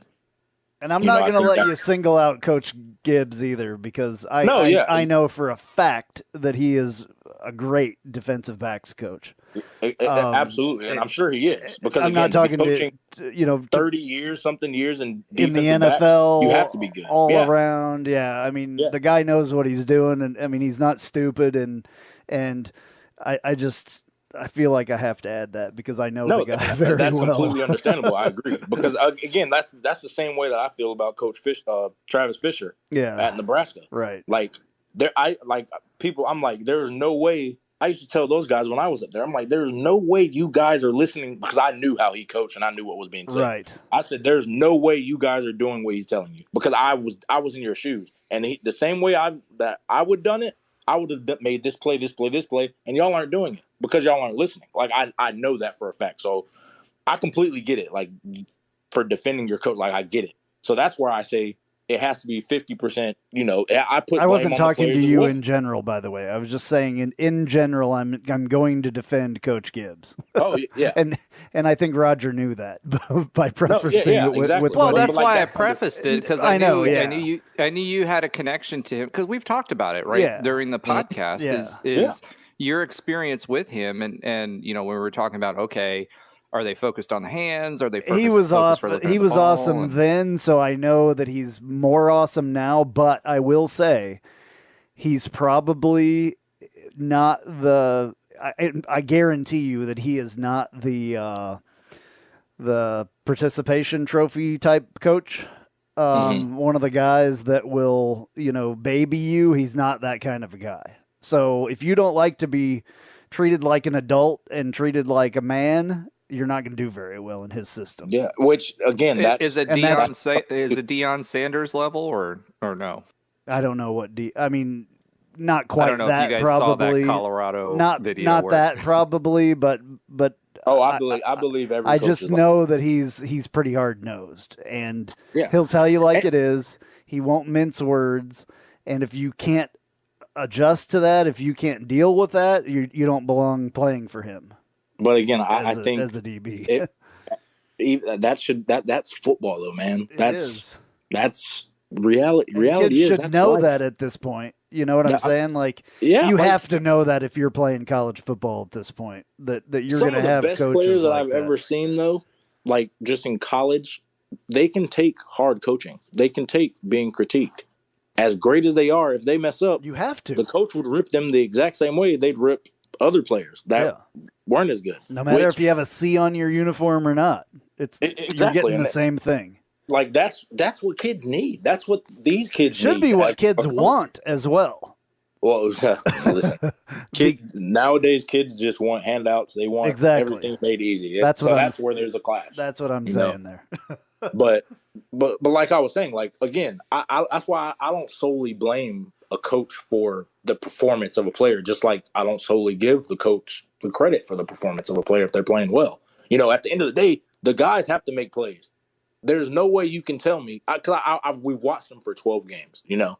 Some of these times, yeah, they should look back for the ball, but there's no way he's saying never look back for the ball, only play through your hands. Like, I can't process that. Right. Not as a DB because, like, if you're in perfect position, turn around and make a play for the ball. Otherwise, why are you doing ball drills at practice? And I know you guys are doing ball drills at practice.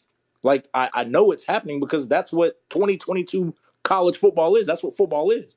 You need guys to make plays. When I said that the whole hands thing, that was very early on, and I know that I almost guarantee that was coached at that time, but it evolves through the season. You know what I'm saying? I think it evolves in general too. Yeah. Like I just think, like you play through the hands if you feel out of position. You play through the hands if you don't feel comfortable, like out of place. But if you're in perfect position, I saw way too many guys playing through their hands when they're in perfect position. Right. You know, so where all you got to do is turn your head and look, and you're going to have an interception right to you. He's throwing it right to you. Right. You know, like that. So I know that's not Coach Gibbs saying, "Hey, I don't care if you're playing perfect position to get an interception. Play through the hands." Yeah. He wouldn't say that. No. You know, no coach would say that. Right. Not at this level.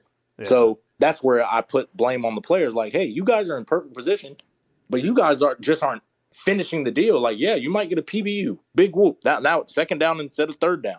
Instead of thinking, hey, this is a game-changing play. Like, that's where I'm like, I don't know. I just feel like the guys have to execute that better. And I know I know we all love T-Will, but really, this whole thing, he's the defensive coordinator. He's in charge of that entire defense. And it falls on not his just shoulders. the DBs played bad. All of the defense. In fact, all of the defense in the last couple games played bad. Yeah, the last two specifically, USF and Tulane, the defense has played absolutely horrible. Yeah, it was horrible. And again, you can I don't know. You know, I have no idea if it's a game plan issue that they're calling the wrong plays, or maybe he's calling the perfect plays, but the guys can execute it. You know, I don't know that because I don't know what's going on. I would think the latter more probably. Yeah, which again, not willing to execute it or not able to execute it. Yeah, and that's where you have to sit, you know, these next couple of weeks, and then after the bowl game, and you have to reevaluate. Like, hey, we started off hot. What did we do? And they do that, obviously. Yeah. They self-eval. That tells me, though, like with that big drop-off after Navy, that tells me that we had some hurt players. Absolutely. And some very tired, beat-up players. Yeah, but that's what that totally an excuse. Yeah. I mean, it's not because you know, if you're not a freshman, you know what it's going to be like midway through the season. Exactly, and you know what it's going to be like after playing a triple option team. You understand how you need to take care of your body. It'd be different if that was your first time doing it. I know a lot because we played Navy last year. I know a lot of those guys played Navy last year. They knew how their bodies felt. They're like, okay, I need to do this. I need to do that. I don't need to do this. I don't need to do that. Fast forward to this year. Like, And the you thing know that they told the younger players how it was going to be. Yeah, and the thing is, I just watching those last two games, it didn't look like I wouldn't attribute it to they were sore. That's just me. Because guys didn't look slow to me, not when they were playing. Not as far as DBs, because that's what I really watch a lot. They didn't look like they played slow. They just looked like they didn't have good technique. They just looked like they were being lackadaisical in their technique. Effort, exactly. And that's what defense is. It just didn't look like they wanted to win. And I hate comparing it to that the Peach Bowl year, but again, we played Navy after, and yeah, we were sore as crap. But at the end of the day, we were like, look, what are we playing for? Are we playing to win conference? We're playing for this, that, and the third. And we also had leadership at the top, and it showed on Saturdays. And that's what I've been saying from the beginning. I don't know who the real leader is because I don't see it on Saturdays. We knew Shaquem Griffin, people knew Shaquem Griffin was the leader, obviously vocally and all of that, but he came after Navy game. We always saw him in the ice tub getting ice bath, but when we practice, he's practicing 100 miles an hour. So what do we look like? We all just got hit by Navy, and we're not practicing 100 miles an hour. But Shaquem is? What does that look like? The kid with one hand is out practicing all of y'all. He's out here outperforming everybody. We all played Navy. We all just got cut and chopped and hit. But he's not complaining about it, so we're not going to complain about it. And that's something I was also talking to, some of the my older teammates that when I was there. And it didn't look like, and this is just from being on the sidelines to watching the games, it doesn't look like they fully cared about, what it meant, because it meant something to us to play for UCF, man. It meant a lot, because, and again, it goes back to I'm not going to say this generation, but a lot of these kids didn't go through. Now you can transfer anywhere you want. You can do whatever you want. If you don't like your coach, if you don't like the scheme, if you don't like the color, you don't have to sit out a year either. You can go transfer for and play. There's no, and I say that with I was talking to some of the guys, and we were saying 0-12. These kids never went through anything bad at UCF. They kind of just inherited all the good. When we. I came in, we had won the Fiesta Bowl, blah, blah, blah. And then we had a little lull of a year, but we still won conference. But it was expected. We're losing the top 5 overall pick quarterback. We're losing the running. That was expected. But we still won conference, and that was always the goal. And you had guys like Terrence Plummer, Brandon Alexander, who wouldn't let you slack off. They wouldn't let you let up. They didn't care. Clayton Gathers, they wouldn't let you let up in these kind of situations. And then when we went 0-12, just to see, just again, I always point, there was the fans, there was 100 people in the stands, just that embarrassment. Again, I was one of them. yeah, exactly. And Roger too. Drinking heavily. Roger after that, just that embarrassment. It's, as terrible as it was, we needed that that was our motivation. We wanted to fill up this stadium. We wanted to pack it out. We wanted everybody to love coming to the games, because guess what? We're the ones playing. We're the ones that have to walk around campus and say we play on the football team. And when we were 0-12, we were the butt of the jokes in every classroom. We'd go out and say, hey, blah, blah, blah. Oh, you guys are on the football team. You should pay us to come in. You know what I'm saying? That's embarrassing, And again, when we see kids on Twitter that play here that are we pack out this blah, blah, blah, blah game because we need it. And it irks me because it's you guys haven't played well enough to ask for this. You guys haven't played well enough to sit here and make these demands. Yeah. That's what irks me. And I hate to say that it irks me because, I'm not playing, but it's a different generation. But just as UCF guys, we've always been, when I was there, we're not a flashy team. We've become flashy, but the meat and bones and potatoes of the team, we're a hard-nosed team, hard-nosed football. We hit, we play physical football. Like, that's what it is. And I think that's where we're kind of getting lost as a program. Like, God, and trust me, when I tell you we fought, if there was an argument, we would fight each other because we disagreed. But we were man enough to say, hey, you're my brother. I'm sorry, blah, blah, blah. Move past it. Like, I don't see that enough from our team personally.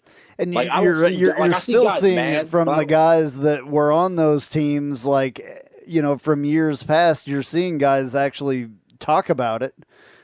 Like Titus Davis today had some choice words for some people. Yeah, exactly. And it's not. And the thing is, Tito, I call him Tito, but what he means by that, it's not even like he's upset with Guy is leaving. He's just mad at the fact that, like, how are we leaving? How can we say this literally after we just lost the conference championship game? Right.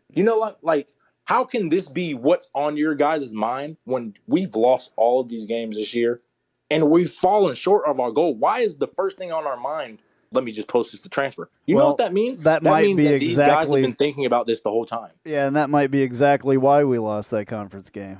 Yeah, and that's where, like, Titus is frustrated. Like, because guys, like, that's something that is frustrating because, again, like you're saying, they couldn't have been focused on that conference championship game. They've been ready to post this the second that the portal opens, I'm transferring.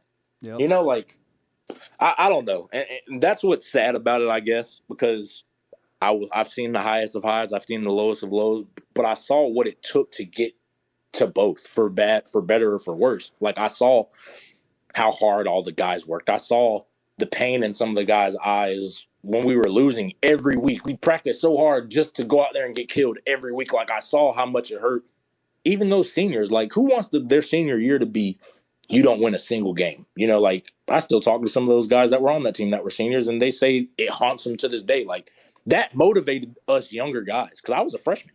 That motivated me. I was like, I'll never lose every game. I don't care. Like, I will never do this ever again. Like, that motivates you. Yeah. And it goes back to saying, like, these kids they're getting everything. They get everything, all this NIL stuff. Like, that motivation isn't the same, which I don't know. I don't. It's not, and this is exactly why I said that this whole thing was going to ruin college football. The NIL and the transfer motivations are different. Is ruining college football. It's not the same. Hopefully, I've been saying it all year. Somebody has to step up as leader, and sadly, I didn't see it happen. Now, I don't know what's going on behind closed doors, this, that, or the third. But if you were to say who's the vocal leader of our team, who would you say? It hasn't been visible. But that's my point. Yeah. I can tell you every year that I played who our vocal leader was, and it was visible. Terrence Plummer was our vocal leader. Right. Everybody knew that. Yeah. 0-12. Love TP. That was that. Still talk to TP. You just don't see anybody visibly doing that, going around yelling at people or having that fire. You don't see that. And that's the thing. That was the fire. The NIL didn't should drive be the us. guys with the C on their jerseys. Exactly. That's what makes me mad, because that's who should be visibly upset when you're out here giving up 39 points to USF. You should be over there ripping your defense. You should be, you know what I'm saying? Yep. That you should be, if you got a C on your jersey on offense, you should be ripping people for not doing that. Obviously not to embarrass them, no, but you're the captain to calling get this them under out. control. Just call them out. You're the captain because you can get this under control. Like that. Right. That's what's frustrating, because Shaquem was that for us. Then even when I left, we all knew it was going to be Titus, and that was what Titus did. It was Shaquem. It was Jemias Pittman. He wasn't very rah-rah in front of people, but behind closed doors, whatever Pitt said, all right, yes, sir. Like, that was the respect he was to us. Right. And then the next year it was Titus, and then like those were our vocal leaders. Those were the guys who they'll get in somebody's butt. If we got to fight, they're going to fight. They don't care who it is on the team. That's just the reality of it. And you get respect like that. And I don't know. I think those guys have captains on their jersey, and I'm not calling them out, but I didn't see enough of what it means. Well, being there's two a of them in the portal. Yeah. And to me, being a captain is, most people on the team aren't going to like you, because you got to do the tough calls. You have to rip people that don't normally get ripped. It bothers me. You have to say, hey, guys, you're cheating a rep. You can't cheat this rep. There's no buddy, and they're going to be pissed off. You call them out. Who cares? That's the reality of being a leader. Most people are not going to like it. But That's what I think we lacked, and I think it showed in the consistency of everything. Yeah, it bothers me that 2 of those people with C on their jersey were the first in the portal. Yeah, it does. And again, I never want to talk bad about kids because I don't know their motivations. I don't know their home situation. I don't know why they're doing it. All I can point to is during the 12 games, I didn't see the leadership of what it was with being a captain. I did not see that from those 2. And that's fine. They just, some guys are meant to be, Indians. Everybody's not meant to be a chief. Yep. That's the reality of it. But when you have the type of talent we have and you have the type of season that we just had, and you go back and look like what went wrong, it was just lack of leadership. And I don't even really care for the coaches because I've seen it both ways. I've seen it ruled with an iron fist with Coach O'Leary where he whips everybody into shape. I've seen it with Coach Frost where he says, we're never going to be as good until you guys take ownership of your team. He's like, I'm just here to call plays, make sure everybody, Yep. Coach Frost admitted the team is what makes the team. The players make the team. Until somebody takes ownership and decides, hey, I want this for my team, our team, that's what's going to happen. And that's what Shaquem did. And so I've seen it both ways. And I think it's just lack of leadership. Gus Malzahn doesn't strike me as a George O'Leary iron fist. He didn't strike me as that. He's more in tune with the players. He probably has a little bit of that, though. Yeah, he does. I bet he has a bit of that. Of Coach O'Leary. Yeah, no. I mean, he's not much more with the times. Coach O'Leary was that old school. Old school football. Yeah, he's not that old school. And I think Coach Frost was very new school as in player empowerment. Like hey, you guys do it. So, but regardless, the fact that Gus named captains. There were 4 captains, I believe, on the team. I didn't see defensively, at least. The ones that I know are O'Keefe and Baptiste. I didn't see them ripping people. I didn't see them taking control. And you don't necessarily have to fight, but I didn't see enough drive, enough just this is it, man. Like this is we're falling short because we saw it. All of our former players, we saw that like we would get frustrated watching it. Not just like the guys. So just KZ was one of those guys too, and I vividly remember seeing KZ go over to the offensive linemen and the receivers and everybody sitting down and being like, "Come on." Yeah. And I don't remember one time this season seeing really. I mean, I saw a couple guys doing that, but JRP was one guy that did it. He would go around to the different groups and talk to everybody. But besides that, I really don't remember seeing that. Like I usually, where I sit, I have a really good view of the sideline. Because I'm on that side and I watch for that stuff. I watch the sideline a lot. Half the time I'm not watching the game. I'll watch people's reaction on the sideline just to see because I was involved in that, like I was a player, so I want to see what people are doing on the sideline. I want to see the interaction between people, and I just didn't see a lot of it this year. So you're totally right. And that's what's frustrating. It is, and that's what's because we sit on the sideline. Like some of the games we're at, we're on the sideline. Like we see it. Yeah, and that's what the reason I take not offense to it, but like I take it personal because that was my role within our team. I didn't necessarily have a C on my jacket, but I was listen, when crap's going bad, I need to let people know, hey, we're not doing this. Yeah. If it's going good, you got to applaud your guys. You got to uplift them. If they're playing well, let them know they're playing well, But if they're playing bad, you let them know as well. Yeah, exactly. That's safety and middle linebacker on defense 100% of the time. That's what it was. And the thing was, Pat wasn't the rah-rah guy. But behind closed doors, you missed the wrong gap, Pat was in your butt. Yeah. Behind closed doors, holding each other accountable. Exactly. And that's the thing. Like, you don't have to be a rah-rah. But I'm telling you, Pat would get to the sidelines, and he might not have been as flamboyant, but he would be pissed off if we were doing things wrong. Now, if we were just getting beat and they were doing something great, nobody's really mad. But when we were doing stuff wrong and fitting stuff wrong, he was pissed off. Same thing with Pitt. Same thing with Shaquem.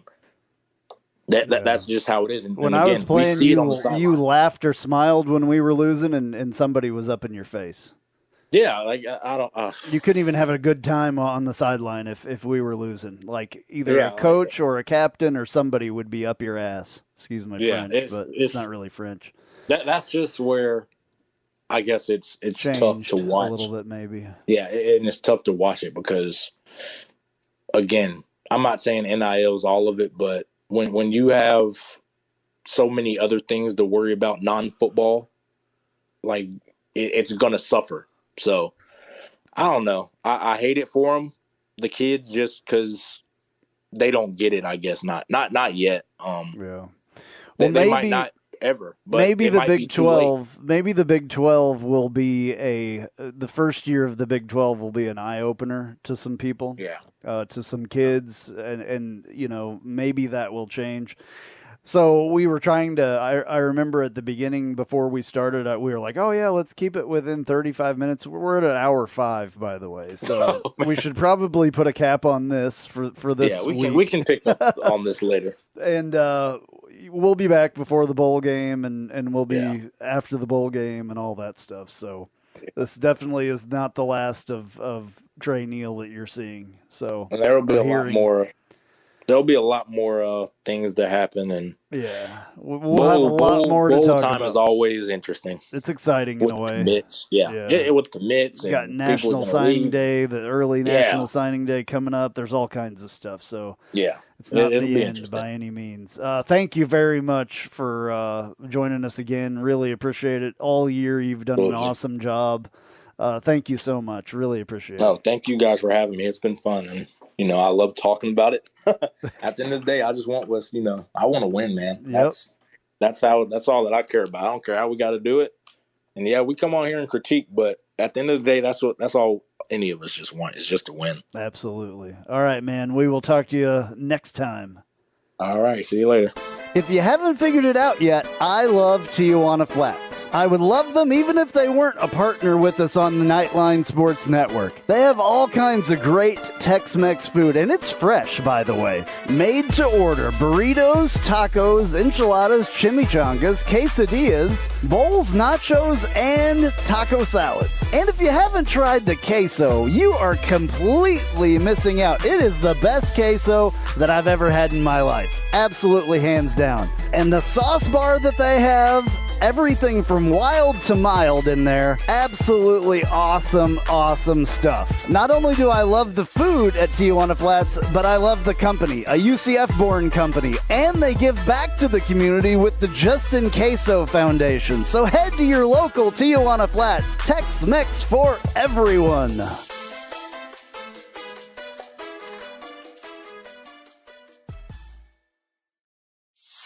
Hey Jeep Wrangler owners, have you ever sat in your office at work and watched the rain just pour into your Jeep because the weatherman said that there was a 0 chance of rain? Or you put your doors back on because there was a 100% chance and then not a drop of rain fell? Well, there's a company out there that can help take the worry away and give you the peace of mind to be without your doors. The company's called Life Without Doors. They make waterproof rain curtains and dash covers for Wranglers. Life Without Doors is there to help make the decision to leave the doors at home an easy one. Find out more at lifewithoutdoors.com.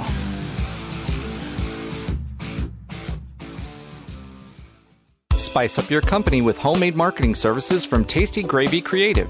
Tasty Gravy serves up a menu of budget-friendly marketing, graphic design, and public relations services customized to your specific goals. Co-owned by a UCF graduate, Tasty Gravy can help refresh your brand, strengthen your online presence, or reinforce your company's message. Contact Tasty Gravy for help with your website, social media, marketing, advertising materials, and more. Visit tastygravy.com. All right, so we've talked a lot about football. We've talked about football for I don't know how many months now, since football started. It's not really that long of a season. But anyway, we've talked about it a lot. I've mentioned that I really don't want to talk about the game because it doesn't really matter, in my opinion. The X's and O's of that game.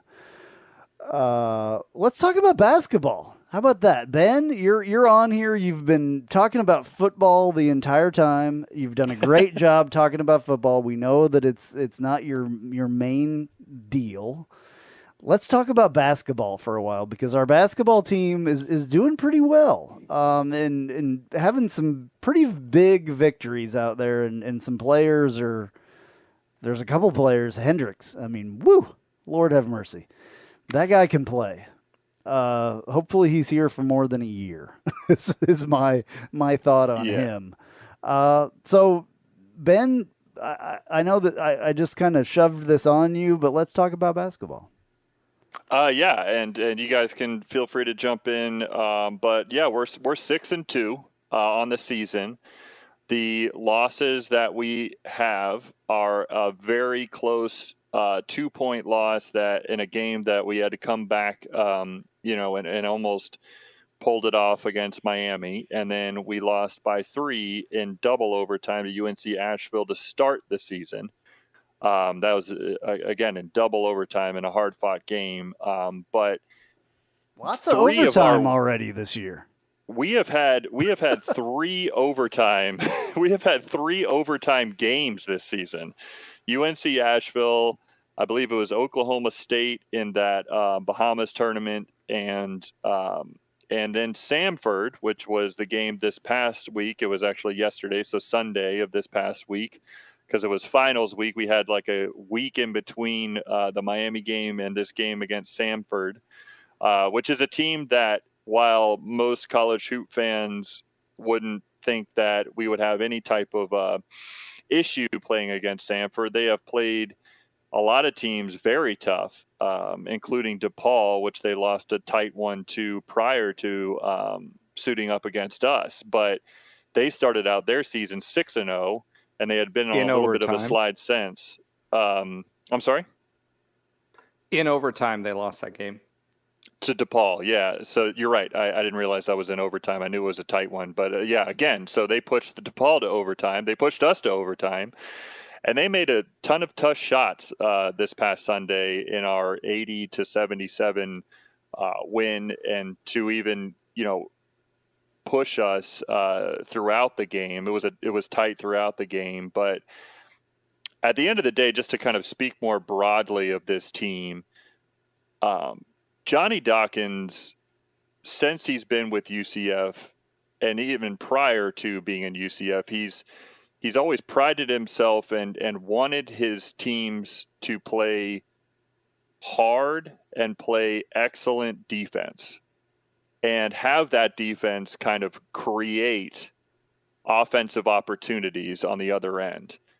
Now, he has not had the personnel always in order to do that. And I think that's been part of the frustration that we've experienced over the last couple of seasons prior to this one, with some of our best players weren't necessarily going to give the amount of effort on every possession and give the amount of, especially defensive effort, if their offensive game wasn't on. A lot of the times with past players, they didn't have the internal drive, or at least they didn't display the internal drive to kind of lift up the rest of the team from an effort standpoint. What we have this season with a team that is either young or full of transfers is Johnny Dawkins and his coaching staff have kind of assembled this team that is full of those energy guys, those guys that do give consistent effort on every play. They're a defense-first mentality, but also they fight for each other on both ends of the floor.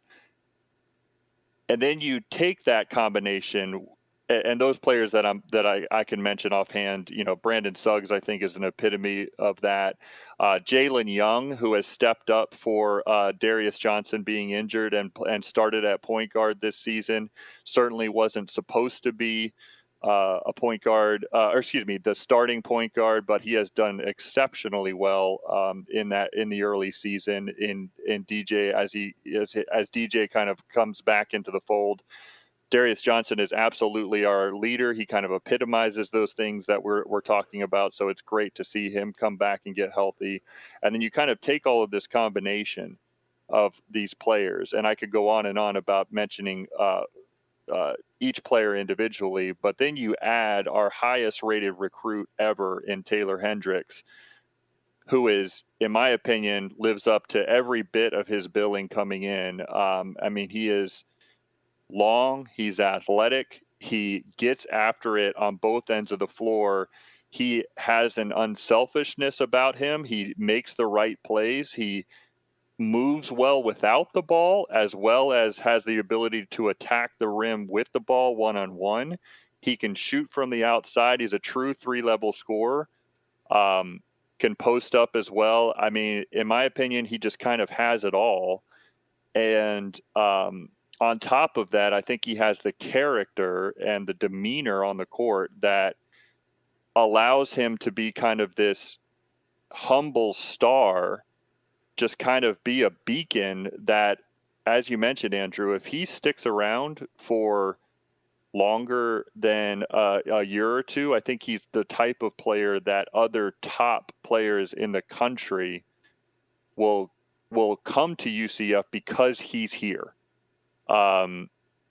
So he's a huge get for Johnny Dawkins, somebody who he recruited from early on in high school, and he's here along with his twin brother, and I'm glad that he's in the black and gold, because as long as this team overall can stay healthy, which is always a question mark, if we can stay healthy, though, I think we've got a real chance to make some noise. And I love what I'm seeing in the early season here from this team.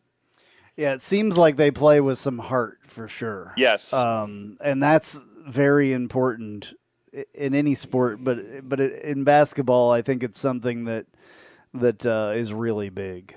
To see the team do that this early, I think it'll set the tone for later on, when it's really important.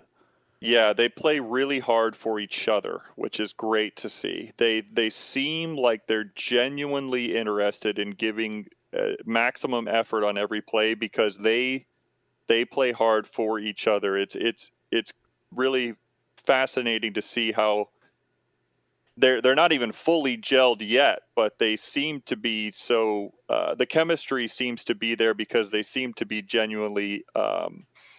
They seem to enjoy playing with each other, which is great to see early on in the season. Yeah, absolutely. So, from my seat, to add on to what you said, Ben, the biggest thing that was different about this team, yes, we have some stars, right? Darius Johnson being one. He was very highly recruited, 4-star. And Taylor Hendricks, obviously, being the other. The difference for me this season is the bench. The quality of the bench players that we have this year is phenomenal. So, we were talking about Sanford, but really throughout the season, CJ Kelly and Brandon Suggs off the bench have been phenomenal. We also have size. We have the most length. Yeah, we had Taco Fall at 7 foot, whatever, right? 6, 8, whatever he is now. 7'6", yeah. Well, I mean, now he's continued to grow, but at the end of the day, we had length on the starting 5, but now we have length all over the court. And really what brought that to my attention was the Miami and FSU games. I was there for both of those. And yes, Sanford, when you look at them, they're a 3-point shooting team. Their tallest guy was like 6'9", right? Yeah, their leading rebounder, I think, is 6'7". You're right. So, I mean, they get a much smaller team. Exactly. But when you're starting to think about, when I think about this team, I don't think about AAC basketball. I think about Big 12 basketball. And the reality is that we're going to the Big 12 next year. And we've all said, hey, look, we all know that this is the number 1 basketball league. Houston in the AAC, and that will be in the Big 12, is a top 4 team, I think, right now. No, they're number 1 in the country. Yeah, exactly. Number one in the country. So yep. that's who we're going to be competing with. Not Houston is number one team in the country. Oh, yes. wow. I didn't know that. Yeah. Yeah. So you look at the teams like Houston, like the AAC as a whole, number one, we've got some great teams. Cincinnati's actually ranked below us this year, which I think speaks more to this team and where we are today, because that was never the case before. But at the end of the day, you look at the bench strength that this team has. It has, in my opinion, never had the bench that we've had. Mm-hmm. Brandon Suggs, ECU's number one scorer, gave us fits with previous great teams, right? We have him coming off the bench. He's an energy guy. CJ Kelly's great. We even Lahat, and I'm going to murder this, so I'm sorry. Tune, right? Yeah. He was somebody that we were, he wasn't doing great, but this game, he showed that he had a hook shot. He was good in the paint, not just defensively, but offensively. CJ Walker was this much heralded 5-star from Oregon that came in, and he's playing well. But I think with him being out with injuries, Michael Dura is outshining him right now, right? So these are all new people. What's crazy to me, and I think you made this point well, is that this team is all new. And because all of them are new, and DJ talked about this, Darius Johnson talked about this, is the fact that everybody's new is bringing them closer together. This is a team, to your point, that has played 3 overtimes and won in 3 overtimes. The grit that it takes, they've learned that early. They don't have anybody like we had last year who tried to take over the game. What was the Alabama transfer's name? I can't remember his name right now. I think you mean Texas A&M guard. transfer, the Brandon Mahan, the guard. I believe. That's right. Not Brandon Mahan. Yeah. Oh my gosh, his name is escape. If you wouldn't have asked me, I probably had his name for sure. But both of us, right? We're on the spot. But at the end of the day, I can't remember his name. But he was the Alabama transfer. He was a guard last year, and at times, you watch that team, and it was like they felt like they needed a spark. He would try to take over, and he wasn't successful. Right? We had Darren Green Jr., who was our guy who tried to take over the 3-point role. Didn't. We've got folks that can, including Taylor Hendricks, that can shoot the 3. We've got folks that are winning on the boards. We've got length. We've got depth. This team as a whole is coming into this without a legacy. And I think that's an advantage. And the fact that they've gone through and went and played Oklahoma State to double overtime, Samford to overtime, etc. This team as a whole has the skill set. They have 3-pointers. We're not just relying on one person to be a 3-point specialist. So that doesn't allow teams to focus on one individual. We've got Darius Johnson, which I can't say enough about. He can take over a game. Taylor Hendricks is not there yet.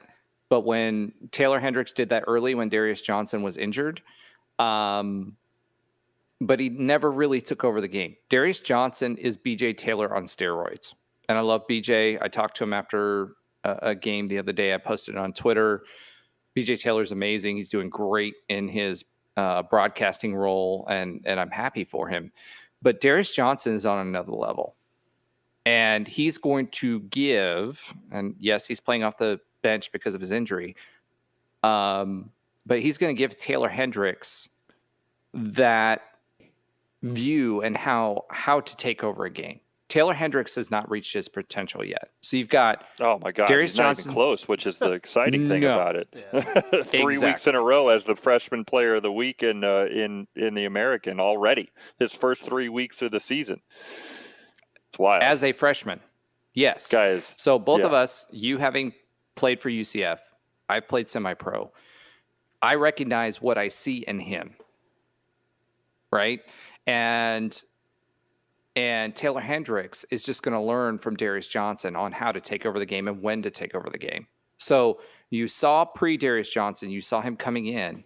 We've got guys off the bench. Brandon Suggs, who's a senior, who is an energy guy. This defense has been phenomenal. This is the team, and Johnny's never had the depth to be able to play what he said he wanted to play, which is, I want to play press. I want to play the turnover, not the turnover, the transition game, right? And we're starting to see that now because he's got the depth. So let me put that in perspective for you real quick. I want you to finish your point, but I want to add a point to what you just said, because you're right in saying, especially when you're talking about those types of when you're talking about those types of defense that this team is good at. And I'm going to give Mike O'Donnell credit for this, who also does an amazing job on the broadcast. I probably wouldn't have gotten the opportunity to do the UCF games that I've done if it wasn't for Mike O'Donnell. So anyways, Mike O'Donnell, he does a lot of stat stuff with Synergy stats and all that. Before the game that he was color analyst on yesterday against Samford, he tweeted out that the Coach Dawkins' best UCF men's basketball teams were consistently dominant on the defensive end. This season's team defensive analytics and national rankings per Synergy stats, we're number 2 in the country in press defense. So that's full court press defense. We're number 2 in the country. We're number 10 in the country in transition defense. So that's being able to get back after a missed shot and be able to stop the ball and not allow the other team to score. We're number 10 in the country at that. And then on top of that, so that's 2 phases of defense that I just discussed: full court press and transition defense. The third leg of that stool is obviously half court defense, where you got to be able to set up as the other team is trying to run their sets and defend them in the half court, which is arguably the most important of those 3 I just mentioned. Overall half court defense, we're number 18 in the country. That is a testament to the length that you just talked about, Roger. That's a testament to the effort that this team plays with, and it's a testament to the way that they are playing together on both ends of the floor. And so I think that's just exciting things to see. Again, early on, 8 games into it, but it's exciting to see early on in this season with this team. And I think what Darius Johnson brings that complements all of that is the paint presence. Right. So the thing that we've been missing is the paint presence. We've got guys like Suggs, who will. Did you mean Taylor Hendricks there, or did you mean Darius Johnson? No, point guard. I meant Darius Johnson. He's the guy that's driving the paint, right? He's the guy that's going to draw those fouls. Great. He's been great at getting downhill for sure this year, even better than last year as a freshman. He clearly has gotten stronger in the off season. I think that as he continues to show that he's improved his outside shot, he'll get even better at being able to get the defense on their heels and use that kind of driving game that he has, getting downhill towards the basket even more. So I agree with you there for sure. Yeah, and we've got guys like Brandon Suggs who will make it happen from 20 feet out, right? So for the first time, I think this team, once they put it all together, they have paint presence, they have a 3-point shot that's not reliant on one person, and they have something within 20 feet of the basket. On top of that, they've got length, and they can play on the boards. I think Taylor Hendricks, his biggest bugaboo is going to be learning how to use his body on rebounds. The biggest bugaboo I see of this team is how can we box out better? We started off good as far as rebounding is concerned. We were positive in offensive rebounding, but as we were like number 2 we were top 10 in the country in offensive rebounding coming out of that Florida State game where we just dominated on the boards. And that's dived. So as soon as we figure out how to do that and really take advantage of the bodies that we have, and that length that we have and the ability to use that body, especially Taylor Hendricks, and being able to box out, I think this team's limit is only going to be measured by how far they want to take it, because they're still gelling. This is a team that's for the first time playing together. We haven't even seen CJ Walker for most of these games. Right. CJ's been out. And if CJ figures out how to play without fouling people, he's going to be a presence. So, between Lahat, between him, between our two other post players, Michael Dorr, he's been a great enforcer and is also performing well in the paint and getting rebounds. This is a complete team, and I think this is the first time we've had a complete team in a long time, and I'm really excited about where we're going to go. So that's all I'm going to say about this. This team in general, they're learning how to play together. They're learning how to overcome. They've had a lot of experience in overtime games, and they have the energy and they have the determination, which I don't think we've seen from previous teams. And I think the fact that we're not centered around one person, it's the entire team that's good. I think this is the best Johnny Dawkins team we've seen, and whether it's this year or next year, they're going to make a heck of a lot of noise.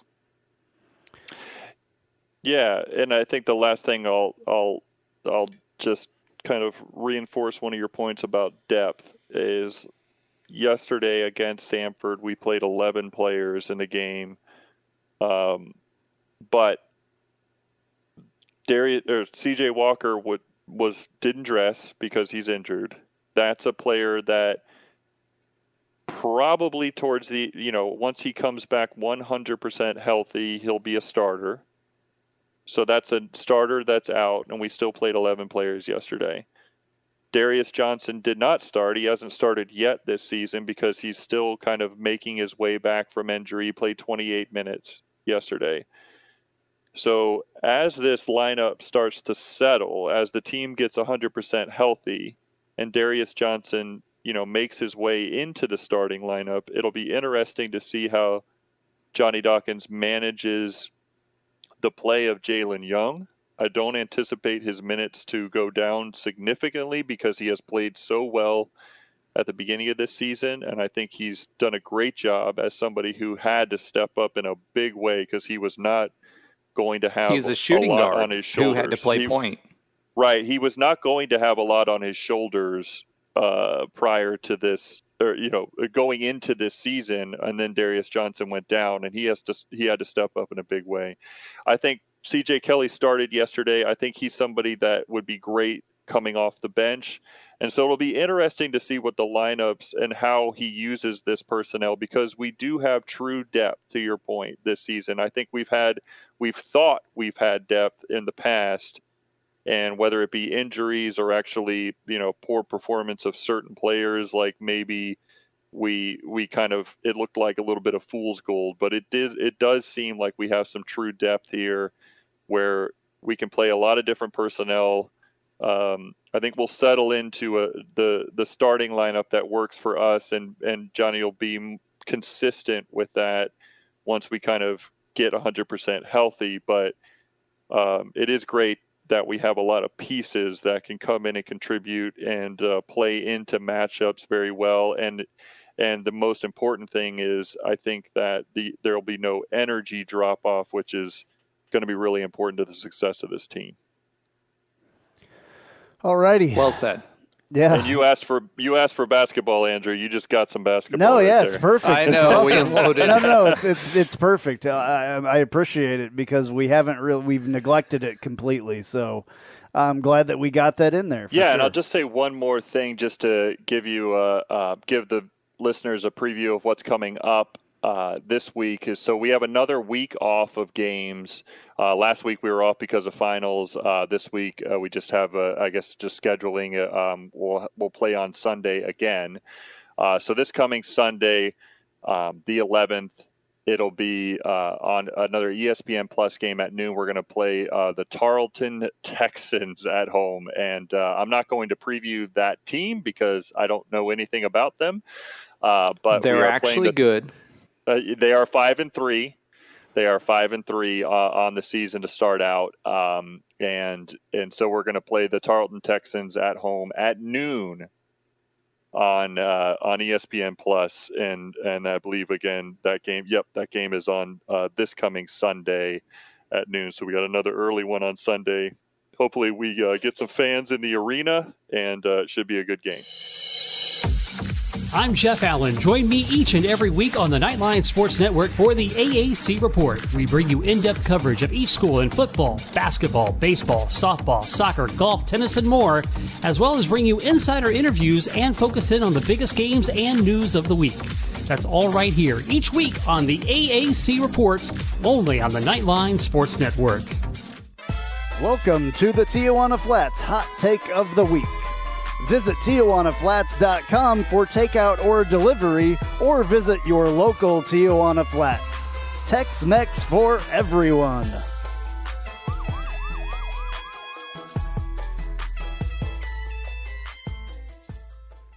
All right, back to a normal Tijuana Flats Hot Take of the Week this week. Just a hot take. No score predictions because we're gonna wait for the next time for that, obviously, for the bowl game, and we're going to have a bowl game preview show coming up later for that. We're going to take a week off here coming up. So anyway, Tijuana Flats Hot Take of the Week. Roger, why don't you start us off? Awesome. Yeah, I think we should start with a recap because you've been following us all season, and the steak saga that we've had going on this entire season. Obviously, final was 45-28. Last week, AP came in at 38-27. I came in at 38-28.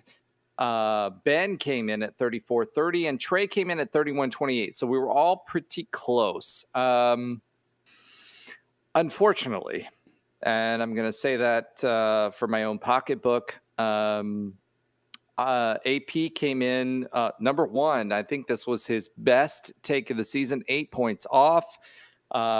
Trey was off by 14 points. Ben, you were only off 13 points, and I was only off 7.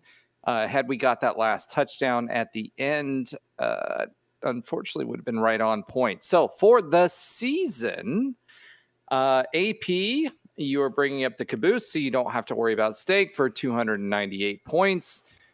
Ben was next with 227 points. Trey came in with 221 points, and unfortunately, unless we're including the bowl game, I had 216. We're including the bowl game. We've been saying okay, that good. the So I'm not buying entire steak time. yet. Notice how both Trey and I completely tanked once we came up with the whole steak dinner thing. Of course. Is that what it is? Probably. Is that what you're going to claim? No, I just all of a sudden got really bad at picking. It didn't have anything to do with the steak. I just went on a late season cooling. And this week I actually we were tried all within to pick 6 the score. points. So I am, drum roll, the regular season champ at 216 points. I do not want to be the overall champ because I don't want to buy steak dinner. However, I will if I have to. So where things stand, again, I am regular season champ. Trey is next with 221. Ben hot on his heels at 227, and AP doesn't have to worry about it at 298. So I'm excited about the bowl game because hopefully I won't have to pay for steak. So that's where we are. All right. So what's your hot take? So my hot take for this week is I think we're going to trounce Duke. There's not really volleyball just finished up. We'll talk about that a little bit later. Soccer's done. We're really waiting for baseball season and the spring sports. However, I'm going to say that we're going to trounce Duke in spite of everything that has happened with the transfer portal and everything else.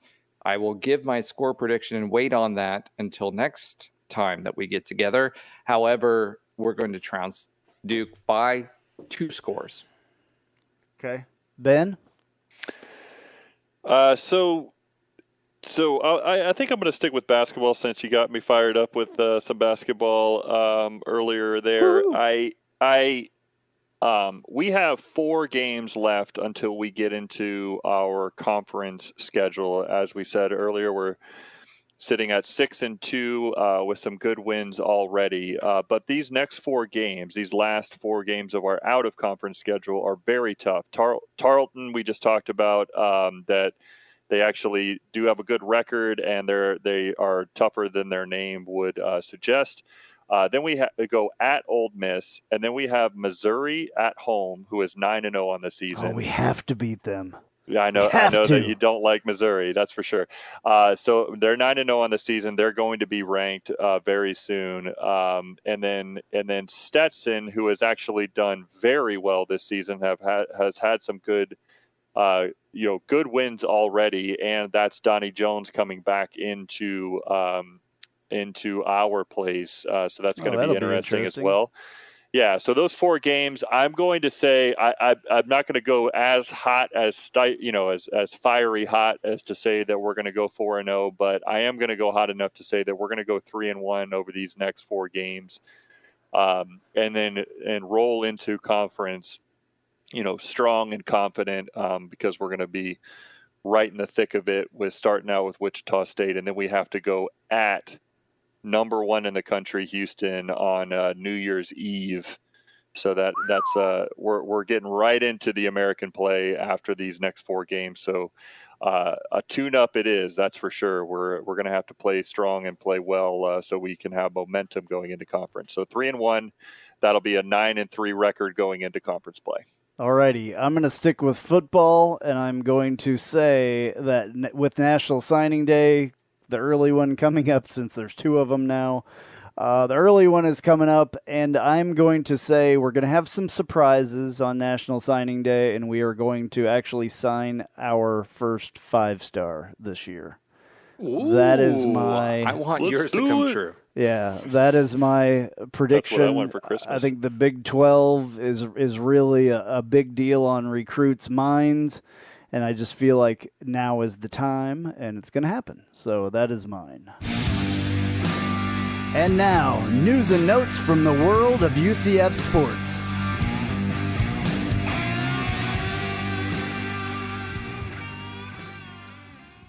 All right, the UCF women's basketball team had mixed results this week. They defeated Sam Houston State in dominating fashion, 67-55. Unfortunately, they suffered their first defeat after losing to Auburn, 46-86, and are now 6-1 overall. Unfortunately, they have lost another player due to injury after losing Ashton Verhulst, a 6'2 forward, to injury.